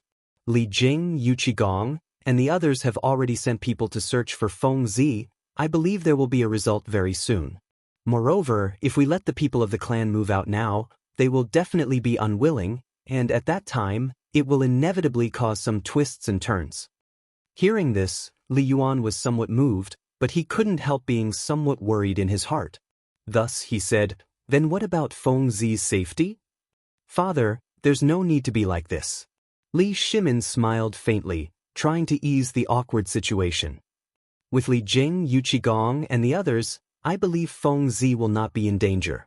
Of course, he was not confident about all of this. Right now, he only wanted to appease his father. Li Yuan naturally did not know about this, and thought that Erlang really had a way, so he said, "Since that's the case, then listen to Erlang. I won't participate." In fact, ever since he abdicated, he had basically not participated in political affairs. If it wasn't for Feng Zi, he wouldn't have summoned the ministers at all. Li Shimin seemed to have put down a huge stone in his heart. He let out a long breath and smiled. "Thank you for your understanding, father." After he finished speaking, he swept his gaze across the crowd of officials. "Since there's nothing else, all of you may leave." Everyone looked at each other and did not leave immediately. It was as if they had something to say. A moment later, Zhang Sun Wuji stepped forward and bowed. "Reporting to your Majesty, Emperor, the heaven worship ceremony and the water and land assembly will be held in a few days. When the time comes," speaking to here, he raised his head and glanced at Li Shimin and Li Yuan. However, he did not continue speaking because the heaven worship ceremony and the water and land assembly were originally ordered to be held by His Majesty.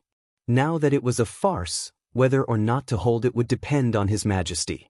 Moreover, the Emperor had originally agreed to attend the heaven worship ceremony, and His Majesty had also agreed to attend the water and land assembly. Now that the ceremony and assembly were almost ready, they had to confirm whether or not to attend. Li Shimin naturally knew what everyone was thinking. He did not plan to cancel the heaven worship ceremony and the water and land assembly. In fact, he was prepared to attend. Of course, all of this was built on the basis that he was the emperor. There was also a portion that came from personal feelings. After all, he was brothers with Jianqing and the others. They were already dead. Holding a few ceremonies was something that should be done. It was just that he didn't know what father was thinking. With doubtful thoughts, he looked towards Li Yuan. Chapter 1904. Li Yuan furrowed his brows tightly, as if recalling some kind of sad matter. He picked up the wine cup on the table and gulped it down. Looking at everyone, he said, "Since the preparations are almost complete, then let's hold it as scheduled. Don't worry, I will definitely preside over it." This heaven worship ceremony and water and land assembly was to send his two sons to the afterlife. Even if no one asked, he would still participate. Li Shimin seemed to be able to feel Li Yuan's feelings. He nodded emotionally. "That's right, I will also participate at that time. Everyone, if there is nothing else, you may leave." When his voice fell, the officials finally put down the boulder in their hearts. They all cupped their hands and left. Only Li Shimin and Li Yuan remained in the palace. Li Yuan picked up the wine cup and took a sip. Then, he looked at Li Shimin and said softly, "Erlang, I'll have to trouble you for this water and land assembly." "Father Emperor, what are you saying?" Li Shimin lowered his head. He was a bit ashamed. His two brothers died because of him. This matter was naturally nothing. "This is what I should do." Li Yuan nodded and did not say anything, because he could also see that Erlang was a bit sad in his heart. He picked up the wine cup and personally poured a cup of wine. He handed it to Li Shimin. "Come, drink with me." Just as his voice fell, there was a rush of footsteps outside the door. Immediately after, a strong man walked in. Li Shimin remembered this strong man. He was the eunuch of the imperial study.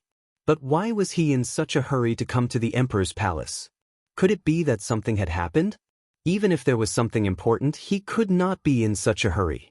What if he disturbed the emperor? Thus, he pretended to be angry and said, "You eunuch, why are you in such a hurry? What if you disturb the emperor?" He said this mainly to give Li Yuan a good impression. After all, they were father and son. He had to show a considerate appearance. Secondly, it was a hint to this eunuch. If it wasn't something important, then don't say it and go back to the imperial study. And this strong man thought that His Majesty was angry. His legs immediately went soft and he prostrated on the ground. "Your Majesty, please spare my life." Li Yuan did not seem to care about all of this. Instead, he looked at Li Shimin and waved his hand indifferently. "Since there's something important, you can go back and talk about it." When Li Shimin heard this, he couldn't do it. If he went back, wouldn't it mean that he was going behind his father's back? Thus, he looked at the strong man and said, "If you have something to say, say it quickly." The strong man was quick-witted. Seeing that His Majesty had spoken, he hurriedly said, "Just now, Lu Guogong sent a letter. His Majesty, please read it." After that, he quickly took out a letter from his sleeve and handed it to Li Shimin. Li Shimin took the letter and hurriedly opened it because he knew that Qing Yaojin was also looking for Feng Zi. Now that the letter was sent, there must be some clues. Sure enough, as soon as he opened it, lines of clues about Zhang Feng appeared in front of him. "Your Majesty, I was looking for Zhang Feng's traces. When I reached Shenzhou, I lost the clues, but later I found some traces. At present, I know that Zhang Feng is floating towards the grassland." Seeing this, Li Shimin frowned. Feng Zi is floating towards the grassland? The grassland is the Turks' residence. Now that the Tang dynasty and the Turks are in a war, isn't going to die? What is this Feng Zi thinking? Li Yuan seemed to see Li Shimin's worry and asked curiously, "Erlang, what happened?" Li Shimin did not answer, but handed the letter to Li Yuan. Li Yuan was puzzled, but he still took the letter and read it carefully. However, after reading half of it, he was not good. Feng Zi is going to the grassland? What's going on? Why does he want to go to the grassland? Doesn't he know that the Tang dynasty and the Turks are like fire and water? Isn't going to die now? He felt bad. After thinking for a long time, he still could not understand why Feng Zi wants to go to the grassland. Therefore, he looked at Li Shimin nervously and asked, "Erlang, why do you think Feng Zi wants to go to the grassland? Isn't this going to die?" Li Shimin naturally did not know, but facing his father's question, it was not good to not answer, so he could only frown and say, "I don't know, maybe Feng Zi is unwilling to let Xieli go?" He himself did not believe what he said. Could it be that those people wanted to attack the grassland? It was impossible. However, he really could not think of any other reason in his heart. Li Yuan was not stupid. Naturally, he would not believe this nonsensical answer. Shooting a glance at Li Shimin, he stood up and paced in the hall. After a long while, he finally stopped and looked at Li Shimin with a solemn expression. "Erlang, I think there must be something fishy about this. You immediately write a letter and order people to speed up and track Feng Zi. Otherwise, once we reach the grassland, it will be difficult for the King of Hell to save us." Li Shimin nodded. He also understood the seriousness of this. Although he still did not know why Feng Zi wants to go to the grassland, he must stop him. Otherwise, if something happens, there will be no chance to regret it. Therefore, he waved his hand to signal Xiao Gizi beside him to prepare a pen and paper. Soon he wrote 2 letters. One was for Qing Yaojin, and the other was for Li Jing. Now that the 2 were not together, the letters must be written separately. Chapter 1905. After he finished writing, he glanced outside the door and waved his hand. Someone quickly send this letter to Xingzhou. Just as he finished speaking, a strong man walked in and took away the letters. Seeing this, Li Yuan's frown slowly relaxed. He looked at Li Shimin and asked worriedly, Erlang, do you think Li Jing, Qing Yaojin and the others can successfully bring Fengzi back? Why do I feel uneasy? Don't worry, father. Li Shimin narrowed his eyes and didn't look too good. However, when he thought of his father beside him, he tried his best to put on a smile. You know the abilities of Li Jing, Qing Yaojin, and Yu Qigong. It shouldn't be a problem to bring Fengzi back. Li Yuan nodded. The 3 of them were indeed fierce generals. Each of them could guard an area. It shouldn't be a problem. He thought too much. After some thought, he said, Erlang is right. It shouldn't be a problem. After he finished speaking, he picked up the wine cup again. However, his slightly trembling right hand betrayed his nervousness. At the same time, White Deer College. A man in plain clothes shuttled through the mountain roads. He looked nervous and looked around from time to time, as if he couldn't wait. When he saw the words, White Deer College, he seemed to be energized and his steps became lighter. In a short while, he reached the entrance of the college. Just as he was about to enter, he was stopped by a shout. Stop, who are you? Why are you trespassing into the college? The one who spoke was Wen Xian. This time, it was his turn to guard the gate. However, he didn't expect someone to trespass into the college without saying a word. Naturally, he had to stop him. When the man heard someone speak, he looked over and saw a man in the corner. He cupped his hands and walked forward. Greetings, senior. I am Bai Ping, a distant relative of Mr. Bosher. I'm here to look for Mr. Bosher. Looking for Mr. Bosher? When Xian frowned and circled Bai Ping. What proof do you have? Yu Shernan was too famous, and many people came to look for him every day. Therefore, he needed a certificate to prove the identity of the visitor. Otherwise, he would not be able to receive so many visitors every day. When Bai Ping heard that Wen Xian wanted proof, he didn't hesitate. He quickly took out a jade pendant and handed it to Wen Xian. This is the proof. Wen Xian glanced at the jade pendant and saw a large Yu character engraved on it. Presumably, this was given by Mr. Bosher, so he didn't suspect anything. He waved his hand and said, Go in. Thank you, senior. Bai Ping cupped his hands in salute. Then, he turned around and slipped into the academy. He had important news to report. He did not dare to waste any time. As soon as he entered, he heard the sound of people reading. He didn't know why, but the sound of reading seemed to have some kind of attraction, pulling him forward. He quickly walked to the door of the classroom and glanced into the classroom. He saw Yu Shernan teaching on the podium. Yu Shernan seemed to have felt the gaze on him. He glanced into the classroom. With just one glance, his expression changed. He casually said a few words in the classroom, then turned and walked out. He looked at Bai Ping nervously and asked, Why are you here? Did something happen in the palace? That's right, Bai Ping was a trusted aide he had arranged in the palace. Usually, if there was any important news in the palace, he would be sent out. Moreover, as a large family, the Yu clan had to do these things. If the emperor were to make a move against the clan one day, they would be prepared. Also, he had once held a position in the palace, and many people were his disciples and grand-disciples. Needless to say, the news would spread to his ears. Most importantly, he had arranged for people to stay in the palace for Fengzi's disappearance. As long as Li Erlang received the news, he would immediately send it to White Deer College. Bai Ping was one of them. Facing Yu Shernan's question, Bai Ping did not hesitate and hurriedly said, Sir, there is news from the palace. They said that there are clues about President Zhang. How is it? Yu Shernan hurriedly asked. Bai Ping glanced at the surroundings. Seeing that there was no one around, he carefully said, President Zhang is floating towards the grasslands. What? Yu Shernan exclaimed. He knew that the grasslands were the territory of the Turks. Why would Fengzi go there?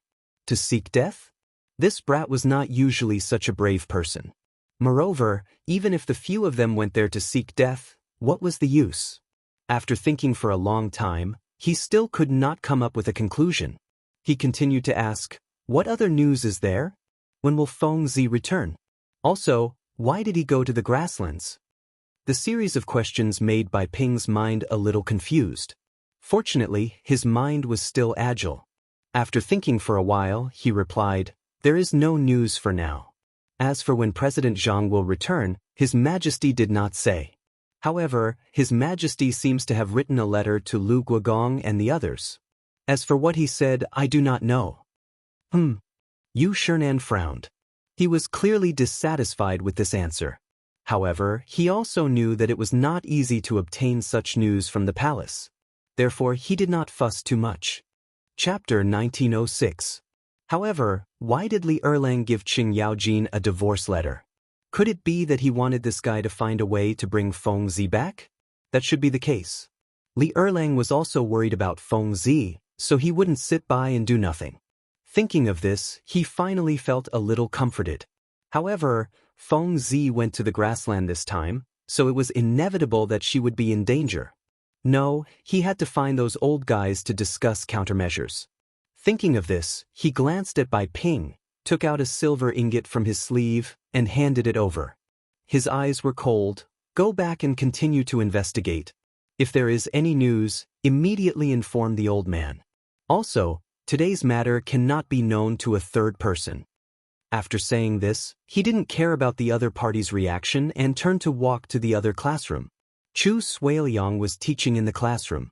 When he saw Yu Shernan looking at the door with a gloomy face, he knew that something big had happened.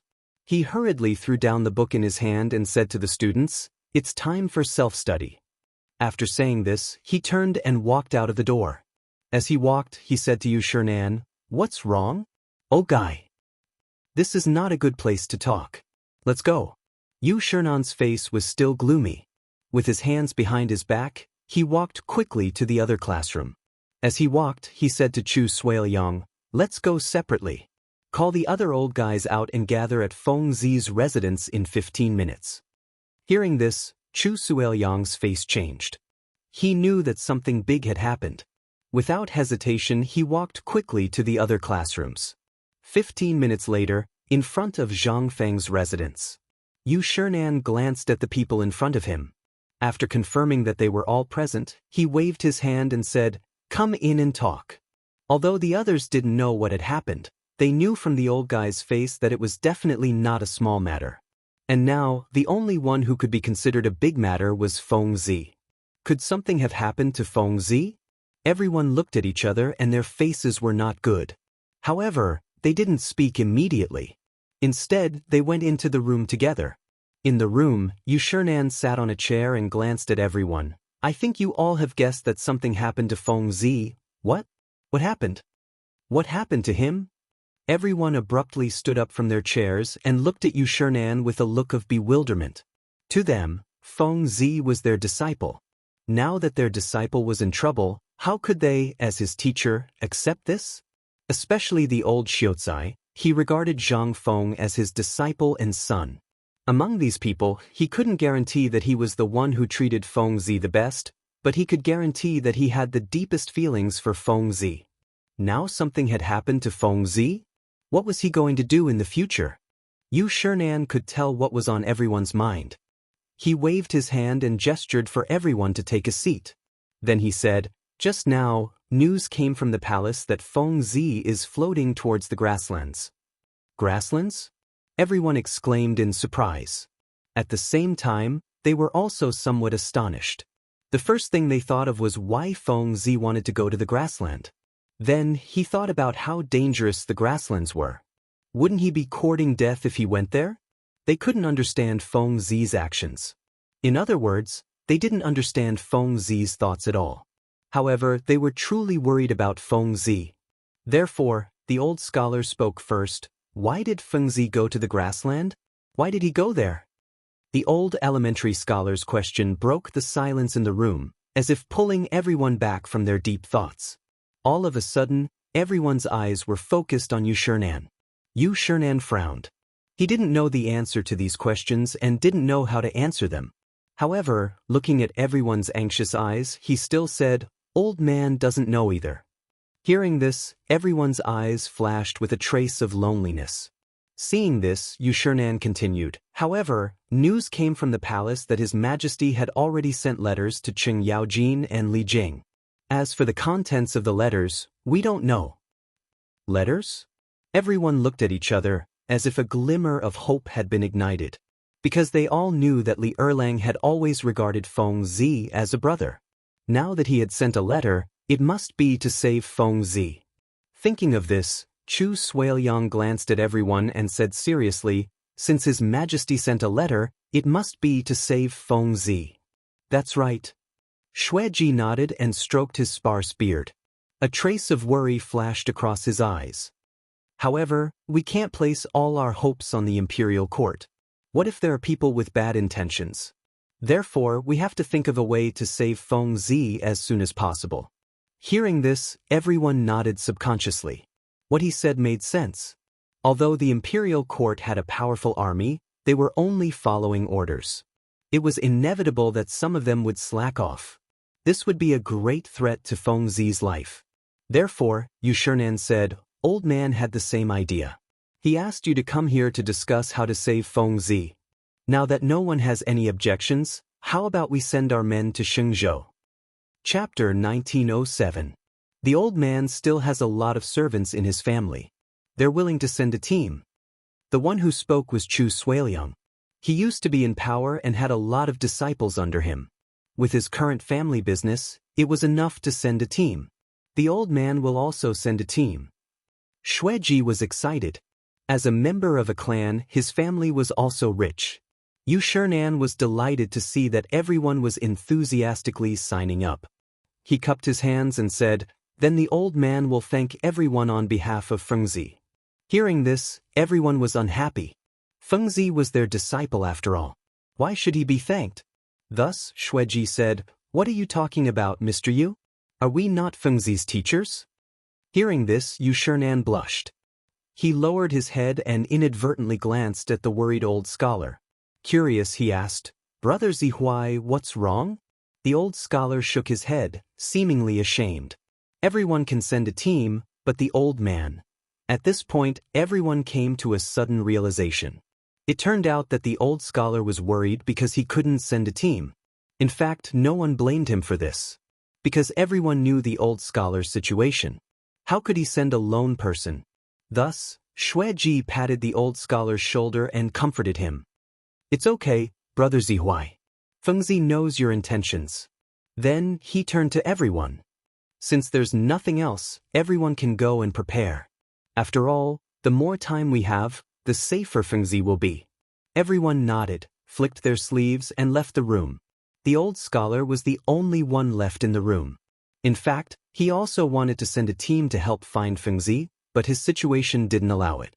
Moreover, Feng Zi still had a family in Chang'an and that he had to take care of. Family? It seemed that he hadn't seen the two girls in a long time. He wondered how they were doing. Well, he could take this opportunity to see the two girls and tell them about Feng Zi. Thinking of this, he flicked his sleeves and turned to walk towards the door. He didn't know why, but when he thought of returning to the Zhang mansion, he felt lighter. He arrived at the gate of the academy in a moment. The academy would usually prepare some sedan chairs for these old men. Therefore, the old Xiozai sat on the palanquin and wobbled towards Zhang mansion. At this moment, the entire Zhang mansion was busy. Ever since the two mistresses returned, the servants who made the cotton-padded clothes seemed to be more energetic than usual, and the output was also high. I wonder if these guys are trying to please the two mistresses? Or was he trying to please the two mistresses? Zhang Yuyao and Jingshu also enjoyed watching everything in front of them. Anyway, there was no harm in increasing the production. Right at this moment, a servant hurriedly ran in. "Ladies, Master Zihuai is here." The old Xiozai had been to the Zhang mansion before, so everyone in the Zhang mansion knew this amiable old man. At the same time, they also knew that this old man was the master of their master, so they didn't dare to neglect him. Zhang Yuyao was the same. because strictly speaking, the old Xiaozai was the middleman between her and Prince Zhang.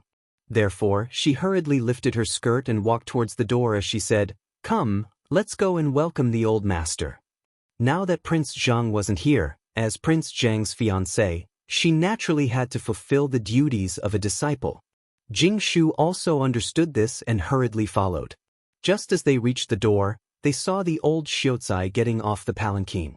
The two girls hurriedly went up and bowed. "Hello, master." The old Xiaozai nodded and replied with a smile, "Yes, let's talk inside." After that, he raised his head and walked into the mansion with the two girls following behind. When they reached the front yard, the old Xiaozai was attracted by the cotton-padded clothes in front of him. It wasn't that he hadn't seen it before, but it was precisely because he had seen it that he was surprised. When he saw it before, each servant could only make 1 or 2 cotton-padded clothes, but now, almost all the servants were making 4 or 5 cotton-padded clothes, and their hands were constantly threading the needles as if they didn't feel tired at all. Therefore, the old Xiaozai looked at the two girls curiously. "How is the production of cotton-padded clothes now?" Zhang Yuyao stepped forward and smiled. "The production is almost twice as high as before, maybe even 1.5 times. So good?" The old Xiaozai widened his eyes and looked at the cotton-padded clothes on the floor in disbelief. "I really didn't expect that the production of cotton-padded clothes would increase so much without Feng Zi here." After that, he seemed to have thought of something and turned to the two girls. "Come to the hall, the old man has something important to tell you." The two girls looked at each other, faintly ominous. Because there weren't many things that could make the master nervous, and one of them was Prince Zhang. Prince Zhang hadn't returned yet. Could it be about Prince Zhang? Thinking of this, Zhang Yuyao lifted the hem of her dress and quickly followed. Jing Shu was more rational. She glanced at the servant and ordered, "Immediately pour 3 cups of good tea to the hall, and then make sure no one is allowed to approach the hall." Chapter 1908. With that, she hurried to catch up. In the hall, the old scholar paced back and forth with his hands behind his back, thinking about what to say to the two girls. At this moment, the two girls walked into the hall. Zhang Yuyao stepped forward and asked with concern, "Sir, do you have any news about Prince Zhang?" The old scholar looked at the two girls meaningfully and nodded. "Yes, there is news about Feng Zi, but..." At this point, his eyes flashed with worry. "But Feng Zi is not in a good situation now. I heard that he is floating towards the grassland." "What?" Zhang Yuyao exclaimed in disbelief. As a girl, although she did not know much about national affairs, she knew that the grassland was the hinterland of the Turks. If Prince Zhang went there, would he still be alive? What if something happened to Prince Zhang? What would she do? Thinking of this, she could not help but feel sad. Jing Shu, on the other hand, was different.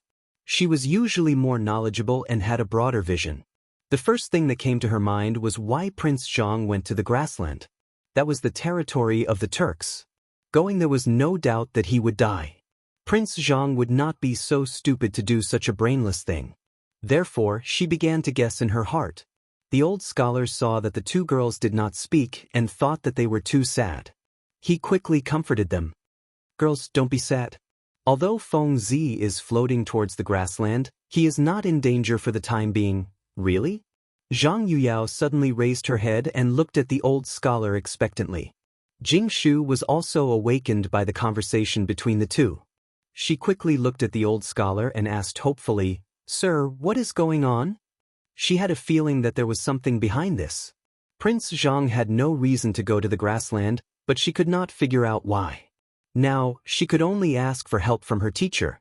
The old Xiaozai didn't beat around the bush. He looked at the two women and said seriously, "That's right. There's news from the palace that Qing Yaojin and Li Jing have gone to rescue Feng Zi.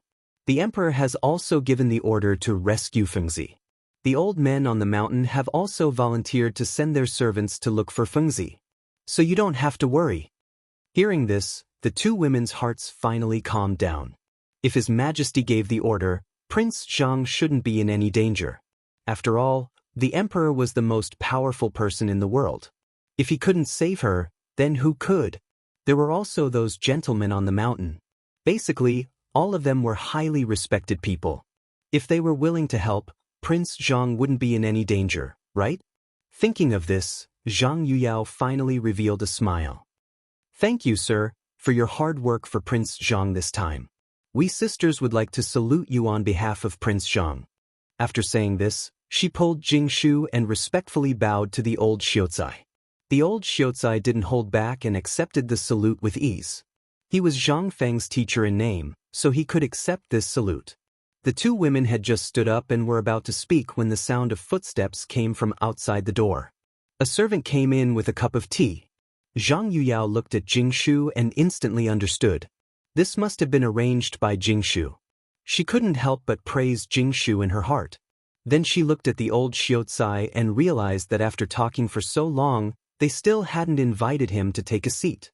With a guilty expression, she said, "Sir, please take a seat. We sisters have been rude. You've been here for so long and we still haven't invited you to take a seat." After saying this, she personally picked up a cup of tea and handed it to the old Xiaozai. She bowed and said, "Sir, please have some tea." The old Xiaozai naturally didn't care about such details. Those who could come to Zhang Mansion were naturally family. So he casually found a seat and sat down. He smiled and said, "You're welcome. We're all family." Jingshu nodded and said with a smile, "Sir, you're right." Then the two women didn't stand on ceremony. They both sat down and talked about the cotton-padded clothes in the yard. At the same time, on the main street of Cheng, there were people coming and going, and it was very lively. Peddlers, servants, and others weaved in and out of the crowd, shouting all kinds of songs. They were like fish swimming in the sea, doing whatever they wanted. There was a dazzling array of delicacies on the side of the street. There were wontons, steamed biscuits, and so on, emitting bursts of delicious aroma. Along the way, there were soldiers walking back and forth. They were wearing armor and holding triangular bayonets. They were extraordinary and added a solemn atmosphere to the street, making people feel intimidated. They were sent by the Ministry of War to patrol. Since the Xuanwu Gate incident, there had been casualties in Cheng. Li Shimin gathered the ministers for a discussion and thought that it was useless to just stand guard. They had to do something practical. Although they knew that the Xuanwu Gate incident was a farce, they wanted to prevent the same thing from happening in the future. Li Shimin ordered that 12 teams of soldiers would be arranged to patrol Cheng and city every day. They would be changed every 2 hours. Although it cost some soldiers, it greatly increased the sense of security of the people. Think about it. If there were any thievery, burning, killing, and looting in Chang'an city, the people could immediately report to the patrolling soldiers. In this way, they could stop it immediately. Chapter 1909. Regarding this matter, the people praised His Majesty for being wise. Although the Xuanwu Gate incident happened before, His Majesty had already issued an edict. The people let go of the grudges in their hearts and even secretly thought of His Majesty's achievements. His Majesty did some wrong things, but there was nothing to say about the people. He could always be called an emperor who loved the people like his own children. Thinking of Emperor Yang of Sui, His Majesty could be called wise. There was also the dethroned Crown Prince Li Jianqing. Even if this guy ascended the throne, he might not do as well as His Majesty. Therefore, the people were still happy to support Li Shimin. Of course, the shoulder-bearer Huzi also thought so. At that time, he went to see the edict with his own eyes. His Majesty said it so sincerely, it was obvious that he was sincerely remorseful. Since His Majesty was sincerely remorseful, it meant that he was a wise emperor. Since he was a wise emperor, it meant that his future days would be better. Thinking of this, his footsteps unconsciously became lighter. The corner of his mouth raised and he shouted, "Steamed buns, good steamed buns, 1 copper coin each." At this moment, a group of soldiers walked over. Hu Zi was delighted and hurriedly went up to them. "Sir, how about a few steamed buns?" The leading soldier stopped and looked at the white steamed buns in front of him. He couldn't help but swallow his saliva and wanted to take it. However, when he thought of His Majesty's order, if anyone dared to take things from the people, their hands would be chopped off or their official position would be removed. After thinking for a while, he shook his head and said, "No, His Majesty's order is not to take anything from the people. Otherwise, your hands will be chopped off." After saying this, he raised his head, straightened his military uniform, and started patrolling again. Hu Zi was a little confused. He didn't expect His Majesty to give such an order. Not to take anything from the people. Otherwise, your hands will be chopped off? Wasn't this too strict? However, on second thought, His Majesty seemed to be protecting him. This could prevent the soldiers from filling their pockets while patrolling. Thinking of this, he felt a wave of respect for His Majesty. Fine, no one would eat it. He could sell it for a few more money. Just as he was about to take the load and leave, a shout came. "Hu Zi, Hu Zi!" Hu Zi turned his head and saw Zhu Zi running over with a load. He was delighted and hurriedly went up to him. "Zhu Zi, aren't you selling glutinous rice wine near Zhang Mansion? Are you done?" As he spoke, he patted the jar of fermented glutinous rice on the pillar, his heart filled with envy. Zhu Zi, on the other hand, didn't think much of it. He grabbed Hu Zi's right hand and said excitedly, "Let's go to that corner. Lao Tzu will tell you a big piece of news from the Zhang residence." "Big news in Zhang Mansion?" Hu Zi scratched his head and was a little confused. He was about to ask, but found that his right hand was not listening to him. He turned his head and saw that it was Zhu Zi who was about to pull him away. He quickly said, "Wait, I'll go carry the load first." After he finished speaking, he flung Zhu Zi's hand away and picked up the pole in a few strides.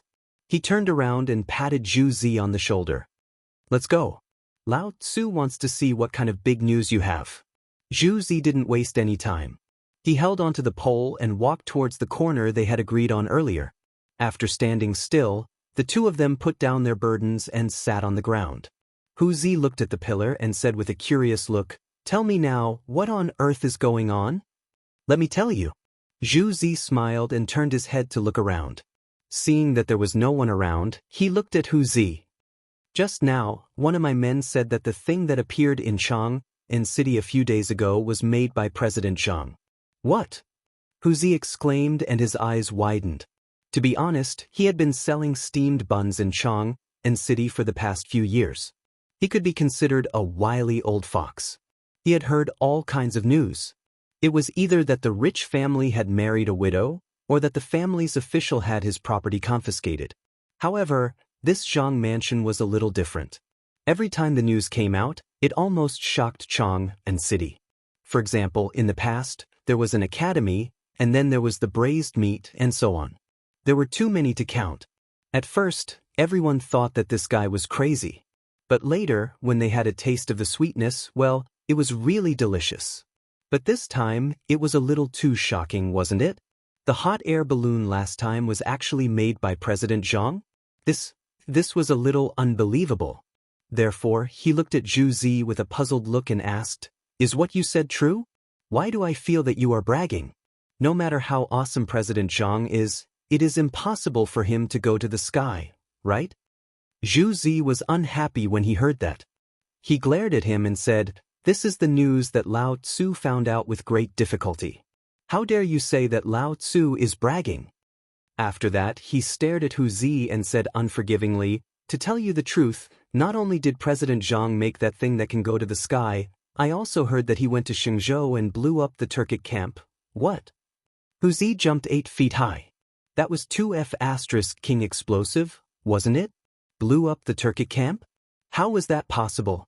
Xingzhou was at least a few hundred miles away from Chang'an. How did he get there? Taking a step back, even if he blew up the Turkic camp, he wouldn't be able to survive." Chapter 1910. President Zhang was not stupid. How could he do such a brainless thing? He felt more and more that this guy was bragging. Therefore, he narrowed his eyes and stared at Zhu Zi.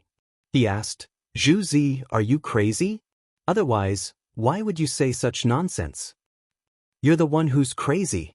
Zhu Zi slapped Hu Zi's head and said angrily, "Lao Tzu has a relative who works in the Zhang mansion.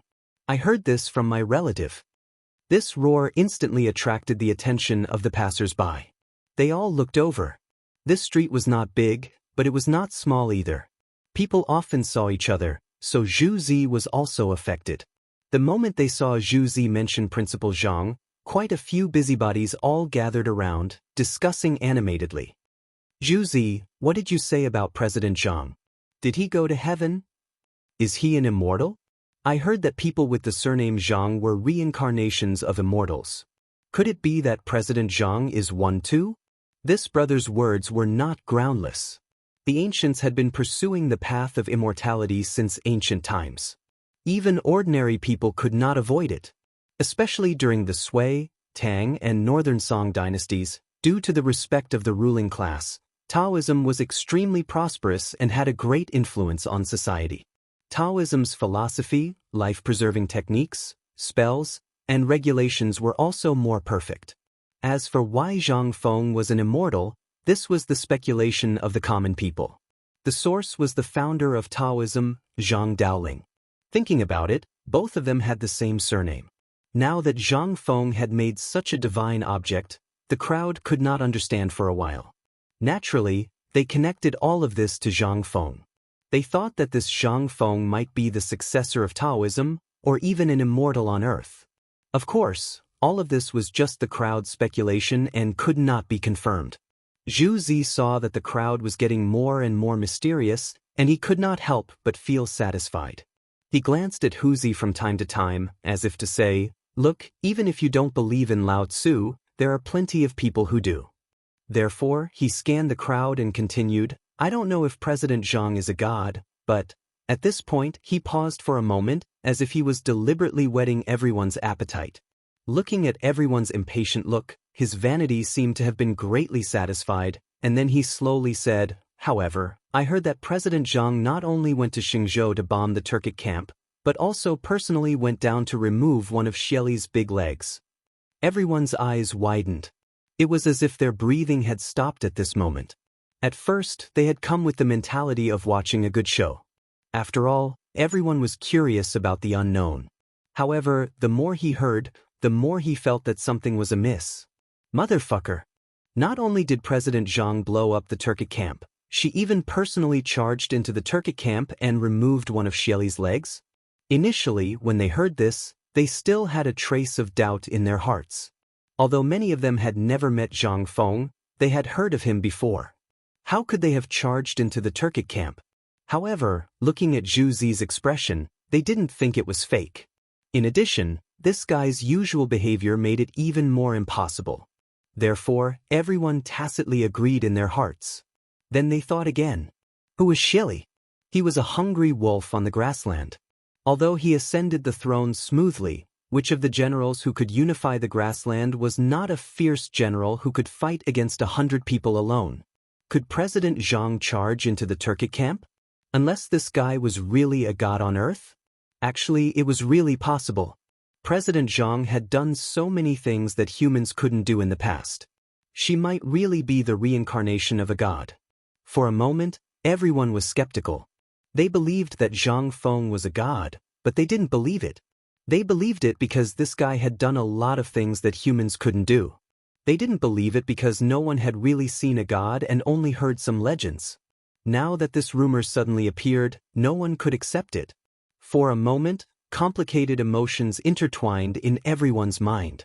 They racked their brains but still couldn't get an answer. Finally, a teenager couldn't help but speak.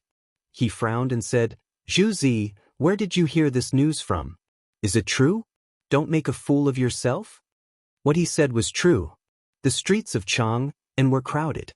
No matter who knew this explosive news in less than 2 hours, no, in the time it took to burn a stick of incense, the whole Chang'an city would be abuzz. When Zhu heard this, he was a little annoyed. Lao Tzu had talked for a long time, and you still have doubts. He stood up and glared at everyone. Does Lao Tzu look like a liar? To tell you the truth, I have a relative who works in the Zhang mansion. This news was spread by him. It's definitely first-hand and absolutely true. When everyone heard this, they looked at each other and suddenly understood. It turned out that the news was spread by the Zhang mansion. In that case, it was much more reliable. President Zhang really blew up the Turkic camp and took off one of Xieli's legs. If this was true, those Turkic bastards wouldn't dare to come to the Tang dynasty for a few years. This was great news for the Tang dynasty. Chapter 1911. President Zhang had become a hero of the Tang dynasty. In an instant, Zhang Feng's image in the hearts of the crowd grew. A few people even looked up at the sky, trying to find traces of the hero in their hearts. At this moment, Huzi also believed in Zhang Feng's heroic deeds. Just now, he was still doubting. Thinking about it, he really shouldn't have. He blushed and said, "I really shouldn't have just now. I've decided to stay at home and worship President Zhang's memorial tablet every day." Before he finished speaking, Zhu Zi slapped him. Memorial tablets are for the dead. If you really respect President Zhang, then set up a deity tablet for President Zhang. Zhu Zi's words were originally unintentional, but it attracted a fierce reaction from the crowd. That's right. I also want to set up a deity tablet for President Zhang at home. I also want to set up one. A person like President Zhang deserves a deity tablet. Everyone raised their right hands and clenched their fists. The crowd was excited.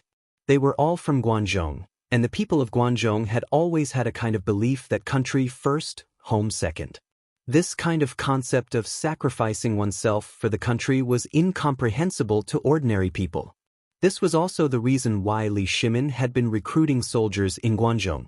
And now, Zhang Feng had rushed into the Tujue camp alone and defeated Xili.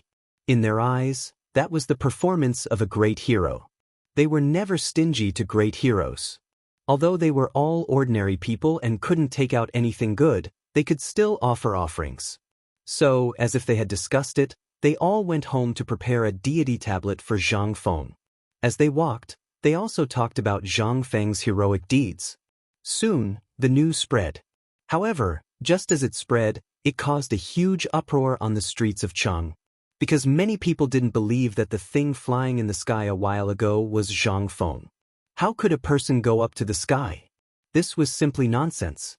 If anyone could go up to the sky, then wouldn't they become immortals? Towards these questions, Zhu Zi and the others were a little unhappy.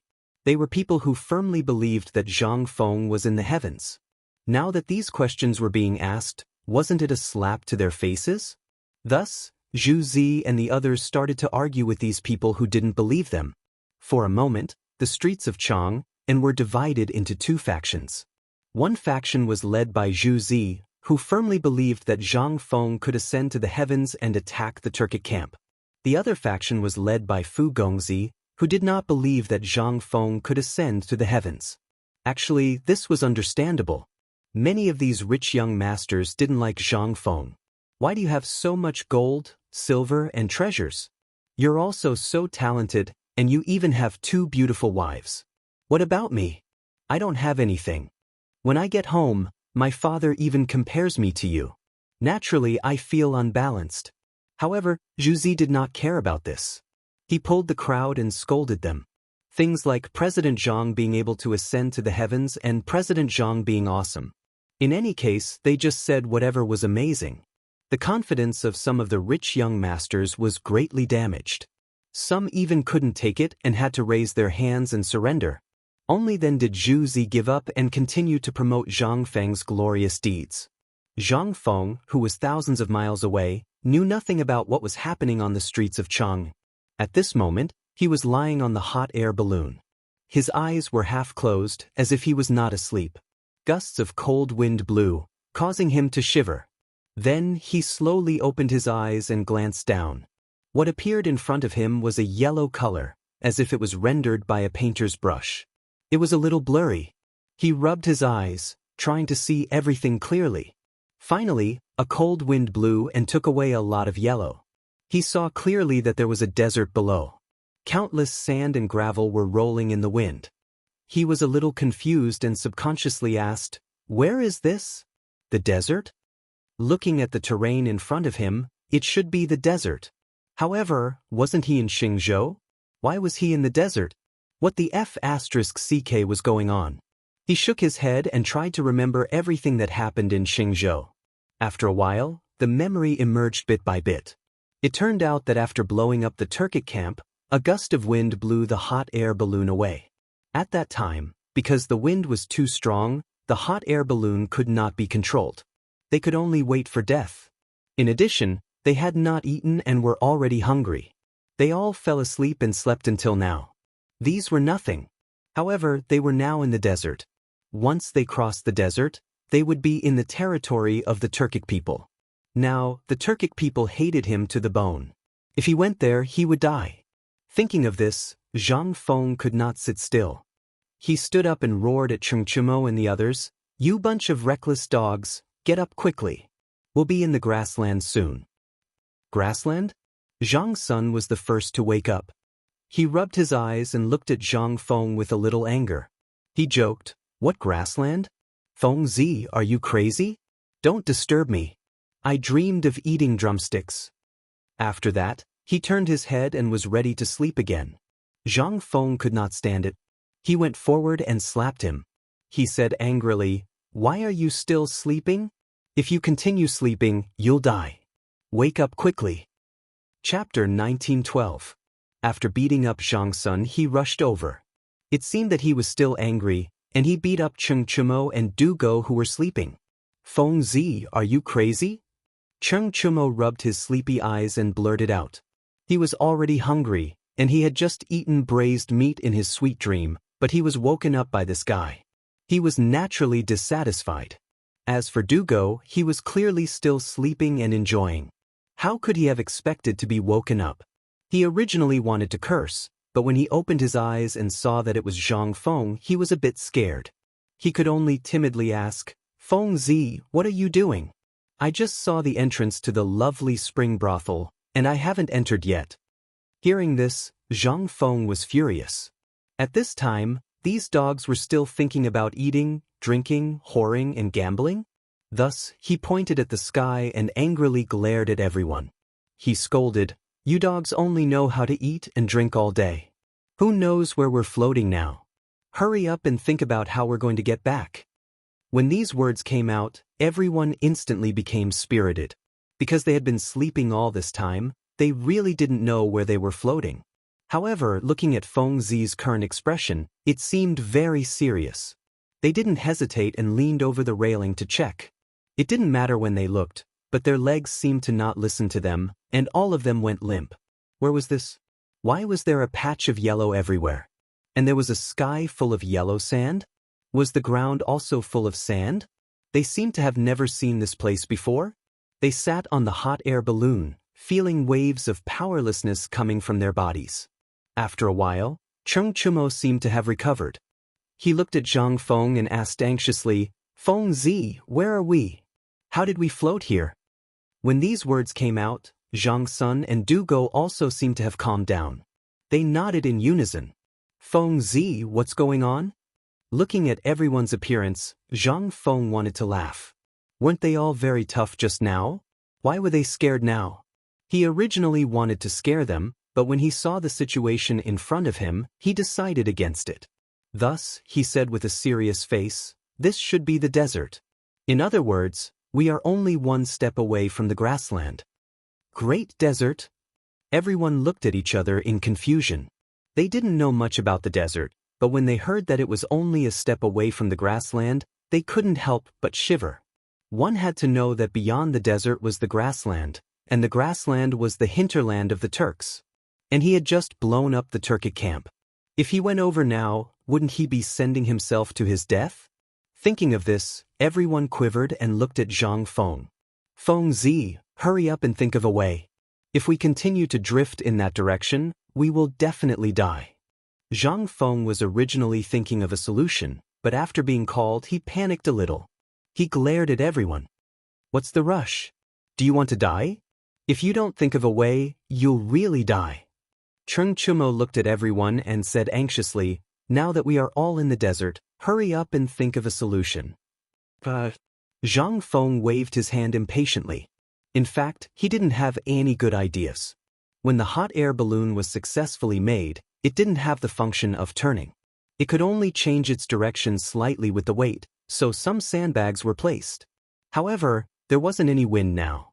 Even if he threw the sandbags, it would be useless. What should he do? Just as he was deep in thought, a warm wind blew. It was as gentle and delicate as a baby's hand.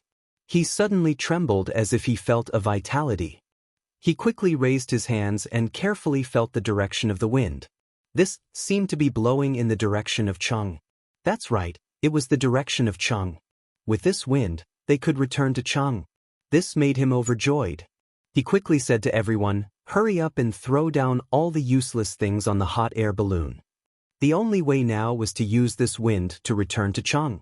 However, the weight on the hot air balloon would increase the wind resistance, so the best way was to throw away all the useless things and return to Chang'an, and as quickly as possible. However, Chang'an and the others didn't seem to understand. They looked at Zhang Feng with a confused face. "Why should we throw it away? How many steamed buns are there?" As he spoke, he walked to the package as if he was going to look for the so-called steamed buns. "You dog!" Zhang Feng stepped forward and kicked Chang'an. He glared at him and said angrily, "The wind is blowing towards Chang'an now. If you don't throw away these useless things, when the wind stops, Lao Tzu will throw you down." Chang'an didn't get angry because Zhang Feng kicked him, because he heard something more important. The wind was blowing towards Chang'an? Didn't that mean he could return to Chang'an? Thinking of this, he quickly called Zhang Sun and the others. "You two come quickly. Didn't you hear what Fengzi said? This wind is blowing towards Chang'an. Quickly throw these things down." After that, he didn't care what was in the package and threw it down. Chapter 1913. Zhang Sunchong and Du Go were not to be outdone. They stepped forward and quickly cleaned up the hot air balloon. All of a sudden, the hot air balloon rose a few meters as the heavy objects were thrown down. At this time, another gust of wind hit. The hot air balloon began to sway with the wind and drifted toward Chang'an. Chang'an was so happy that he jumped up and down. He seemed to have forgotten that he was hungry. "Fengzi, how long will it take for us to return to Chang'an, and like this?" He missed the braised meat, roasted chicken, good wine, and the girls in the brothel in Chang'an, and very much. He couldn't wait to go back to Chang'an. The days in the hot air balloon were really not for humans. There was nothing he wanted, not even a bottle of wine. There were only a few men, and they had stayed there for a few more days. If they stayed there for a few more days, he reckoned that he would be driven crazy. He was not the only one who had this thought. Du Go and Zhang Sunchong also had this thought. Especially Zhang Sunchong, this guy was used to wandering around Chang'an city. He drank and gambled every day. Although he had changed after meeting Zhang Feng, after experiencing life and death this time, he missed Chang'an even more. He didn't miss anything else, but the girls in the brothel. "Without me, you must have had a hard time. Don't worry, when I go back this time, I will make it up to you." Thinking of this, his face was full of lewd smiles. Zhang Feng scoffed at all of this, especially when he saw the lewd smiles on everyone's faces. He felt a chill run down his spine. "Alright, stop having lewd thoughts. I reckon we'll be back in Chang'an in less than 2 days. If the wind gets stronger, it'll be even faster." When everyone heard this, they seemed to be more excited and cheered. The sky seemed to have heard everyone's cheers. A gust of wind blew again, and this time the wind was stronger than the previous one. The hot air balloon kept floating in the air and sped up. Soon they were out of the desert.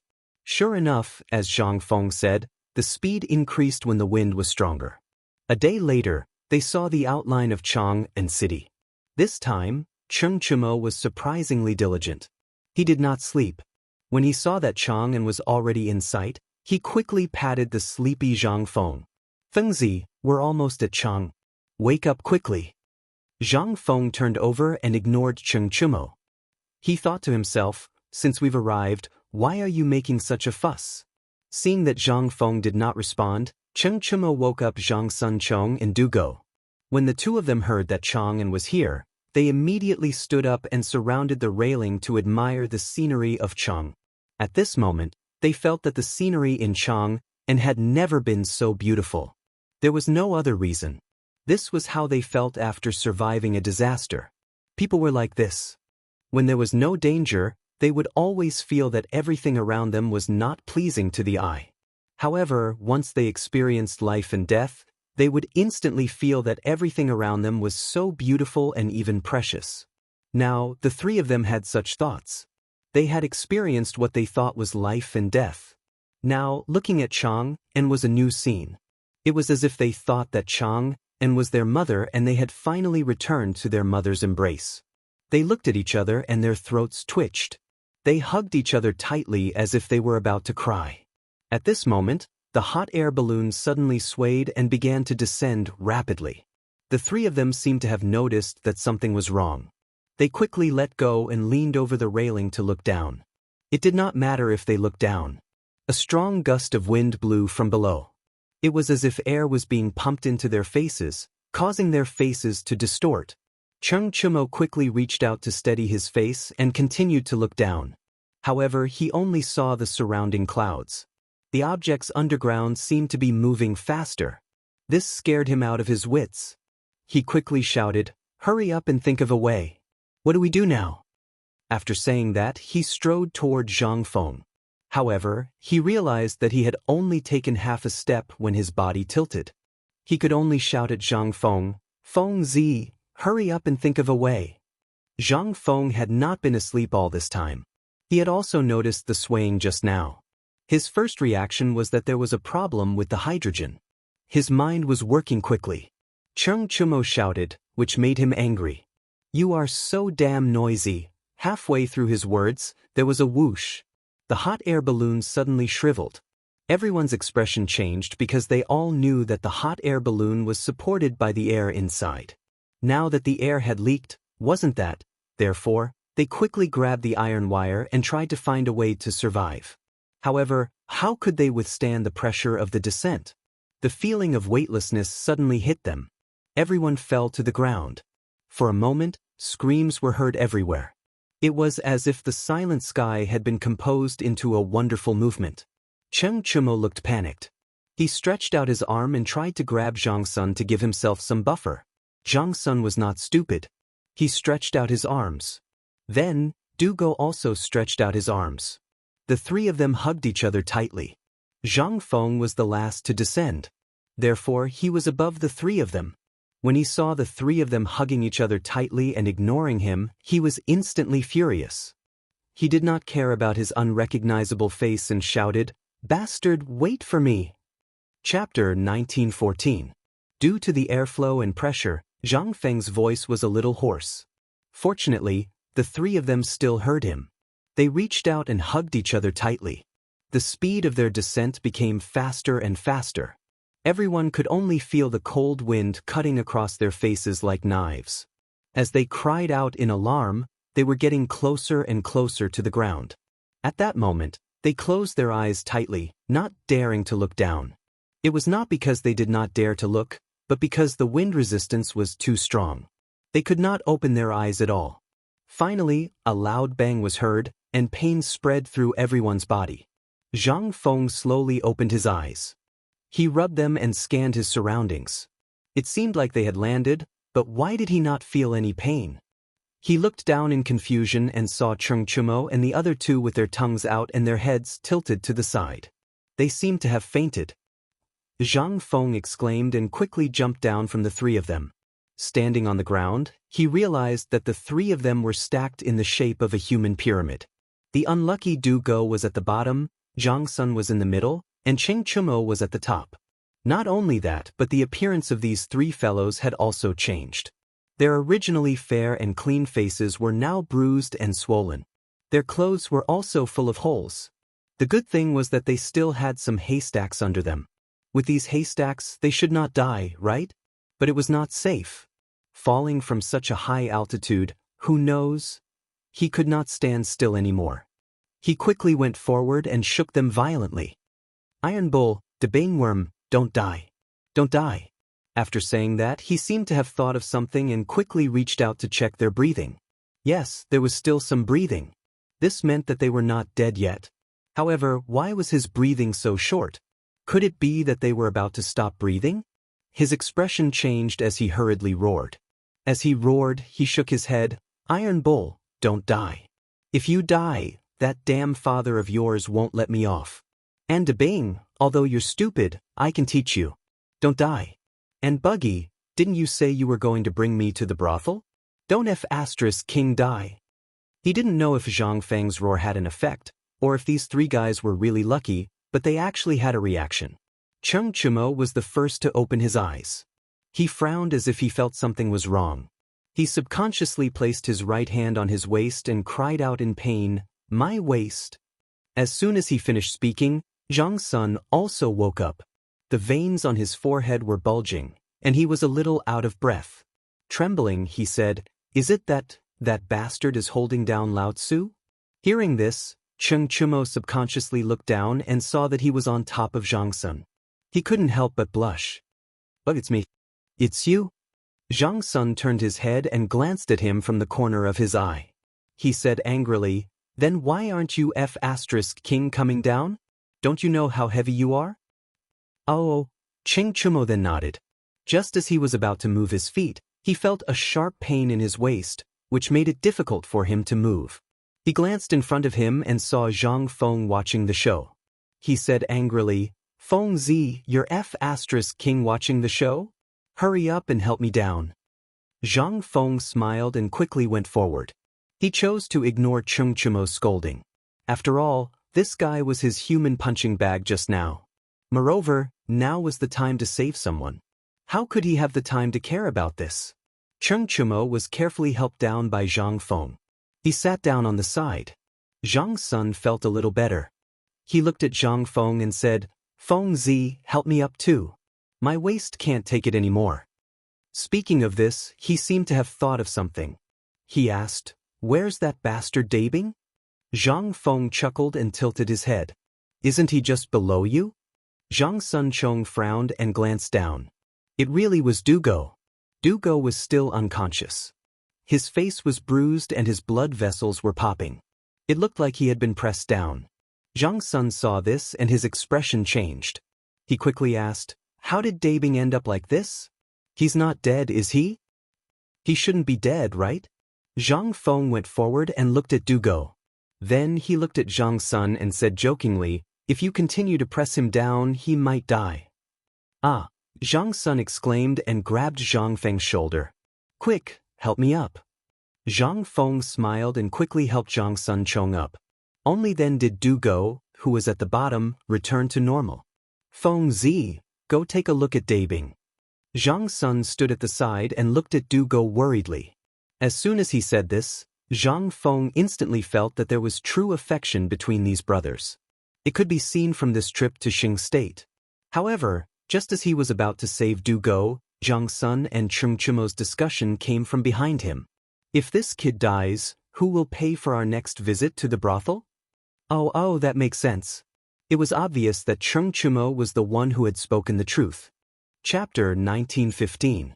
Zhang Feng turned around and glared at the two before patting Dugo's pale face. "Dabing, wake up. Otherwise, these two bastards will take your money and go to the brothel." "Brothel? What brothel?" Dugo slowly opened his eyes and looked at Zhang Feng in confusion. "What do you mean by that?" Zhang Feng smiled. He knew that this guy would wake up once he mentioned the brothel. As expected, he chuckled. "Hurry up and get up."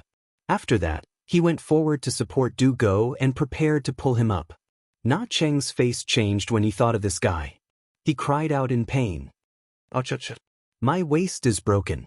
He was the one at the bottom of the human pyramid, so naturally he was under the most pressure. His waist was probably not feeling well at all. Zhang Feng understood, but it was impossible for him not to get up. He still persuaded him. "Chang'an city is just ahead.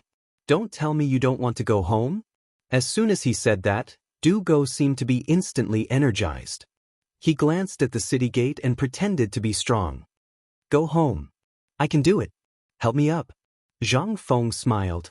This guy was obviously not that strong, yet he was still pretending. However, his actions were praiseworthy.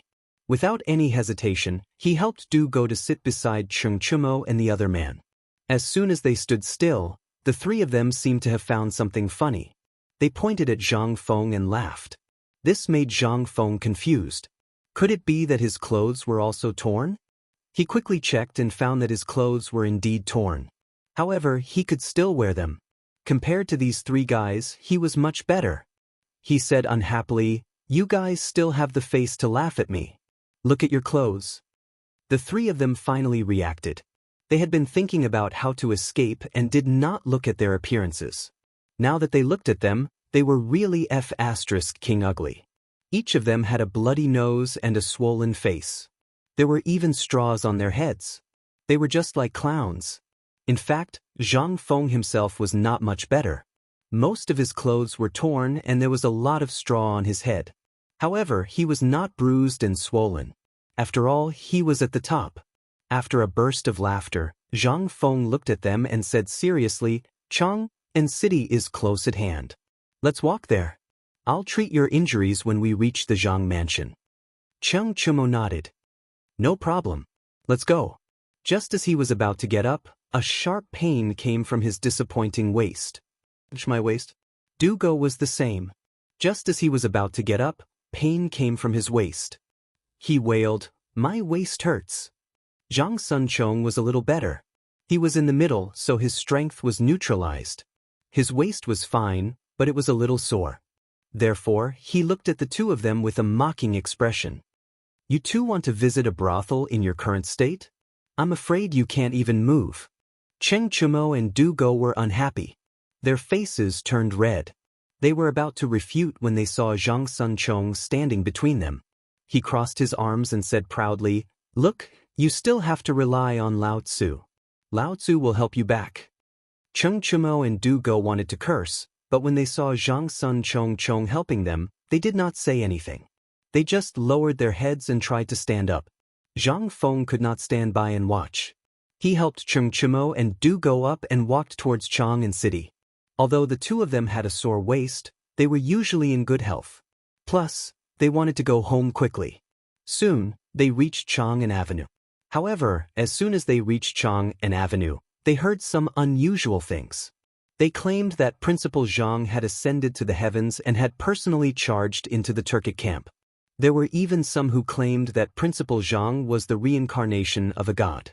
There were also some fellows who claimed that Principal Zhang could predict the future and would soon ascend to the heavens. Hearing all this, Zhang Feng's head was about to explode. When did he become so awesome? Reincarnation of an immortal? Pass away and ascend in 100 days? Lao Tzu did not want to die. Who was spreading rumors about Lao Tzu? With doubts and anger, Zhang Feng stopped a passerby and asked, Brother, why are there rumors about me everywhere in Chang'an city? Who spread them? Rumors about you? The passerby exclaimed. He looked Zhang Feng up and down and said disdainfully, Do you think you are President Zhang? Do you think a beggar like you can pretend to be President Zhang, an immortal on earth? The passerby secretly spat and left. Zhang Feng was confused. The whole Chang'an city was spreading rumors about him. How could he pretend not to know a living person in front of him? Was this guy blind? Or was he really blind? Just as he was thinking hard, Cheng Chumo's joking voice came. Come on, look at you now. It's already an honor for people to treat you as a beggar. Zhang Feng suddenly understood. He looked down at his clothes and was speechless. Sure enough, it was human nature to judge people by their appearance. However, he was not such a vulgar person. He looked at Cheng Chumo unconvinced. Lao Tzu is a beggar. Aren't you? Why are you talking about this? Chapter 1916. Lao Tzu is just angry. Cheng Chumo snorted and turned his head to the side. It was the four of us who went to bomb the Turkic camp. Why did you become the hero when we came back? Why didn't anyone care about Lao Tzu and his brothers? Zhang Sunchong and Du Go also reacted. They raised their heads to express their dissatisfaction. Yes, we also contributed. Why didn't we get the same treatment? Zhang Feng laughed. It was Lao Tzu who made the hot air balloons and the gunpowder was also Lao Tzu. When he asked you guys to bomb the Turkic camp, you were all acting like cowards. It was Lao Tzu who held you back. Now, you even turned around and said that Lao Tzu was wrong? It was really King embarrassing him. Thinking of this, he was unhappy. He frowned and glared at the crowd. All of you, shut up and stay here. After saying that, he ignored the crowd and quickly stepped forward to stop another passerby. However, this time he was smarter. He did not consider himself as Zhang Feng. Instead, he asked humbly, Brother, when I first came here, I heard everyone talking about President Zhang. They even said that President Zhang is some kind of god. What is going on? The passerby glanced at Zhang Feng. Seeing his tattered clothes, he thought that he was a beggar and did not want to answer. However, when President Zhang was mentioned, he seemed to be interested. He pretended to be knowledgeable and said, "If you want to talk about President Zhang, there is a lot to talk about." Back then, President Zhang ran a tavern by himself. At that time, he could not make ends meet and his life was extremely difficult. Hearing this, Zhang Feng was a little speechless. What did he mean by he could not make ends meet? Lao Tzu was not poor at that time, was he? Now, he could roughly imagine that the rumors in Chang'an city were spread by these troublemakers. He wanted to curse, but when he thought of the source and the explosive news behind it, he felt as if his blood was boiling. Being praised by others doesn't seem to be a bad thing, right? Iron Bull and the others didn't even have the chance to be praised. Yes, that was the logic. When others didn't know who he was, it felt so good to hear them flatter him. He comforted himself. He purposely pretended to be humble and listened carefully. Looking at Zhang Feng, the passerby's vanity seemed to be greatly satisfied. He deliberately coughed twice and said with a serious face, "As for who was the first to talk about President Zhang in Chang'an city? I really don't know. After all, there are so many people in Chang'an city. There's no way to find out. But this discussion started a day ago. Also, I heard that President Zhang is an immortal. It's true. Many people in Chang'an city have worshipped President Zhang." "What?" Zhang Feng exclaimed in disbelief. "Worship the deity position? How is this possible?" The deity position was for immortals. He never thought that the people in Chang'an city would be so crazy. The passerby seemed to be very satisfied with Zhang Feng. He looked at Zhang Feng as if he were a country bumpkin. "You don't know about this, do you? People in Guangzhou are bellicose. President Zhang bombed the Turkic camp this time. In the eyes of the people in Guangzhou, he is a great hero. Also, speaking of this, he turned his head and looked around. When he saw that there was no one, he slowly approached Zhang Feng with a mysterious face. "Today, I heard that a woman from the Wang clan in Dong City became pregnant after worshipping President Zhang's deity position. You know, this woman from the Wang clan hasn't been pregnant for 3 years. It's all thanks to President Zhang that she is pregnant now." Zhang Feng was stunned. He stood there and didn't know what to say for a moment. Damn it. What did the woman's pregnancy have to do with Lao Tzu? And a woman who hasn't been pregnant for 3 years? This had nothing to do with Lao Tzu. Did these guys think that he was a child giving guanyin? At this moment, he felt that his head was in a mess. He could only hear a buzzing sound. But at this moment, the passerby leaned over again and said with a smile, "President Zhang is so awesome. When I go back, I'm going to let my wife have a try. Maybe she can make my family have children." After that, he turned and was about to leave. Suddenly, he thought of something. He took out several copper coins from the bag and counted them in his palm. He took out several coins and was about to give them to Zhang Feng when he felt that something was wrong. He simply handed them to Zhang Feng and said, "I'm happy today. Take the money and go drink with your brother." Zhang Feng was already petrified in place. He didn't react at all to what was happening in front of him. When the passerby saw that the beggar didn't react, he thought that he had made the beggar stupid. He simply grabbed Zhang Feng's right hand and stuffed all the money into it. Then, he flicked his sleeves and left. Zhang Feng was stunned. Cheng Chumo and the others behind him heard everything clearly. They looked at each other and wanted to laugh. But when they thought that Zhang Feng was still standing there in a daze, they went forward and patted Zhang Feng's shoulder. "Feng Zi, are you okay?" Zhang Feng trembled violently, only then did he recover. What the passerby said just now really made him speechless. How could a woman's pregnancy be related to Lao Tzu? Wasn't this normal? He wanted to vomit blood. He really felt that the people of Chang'an were crazy.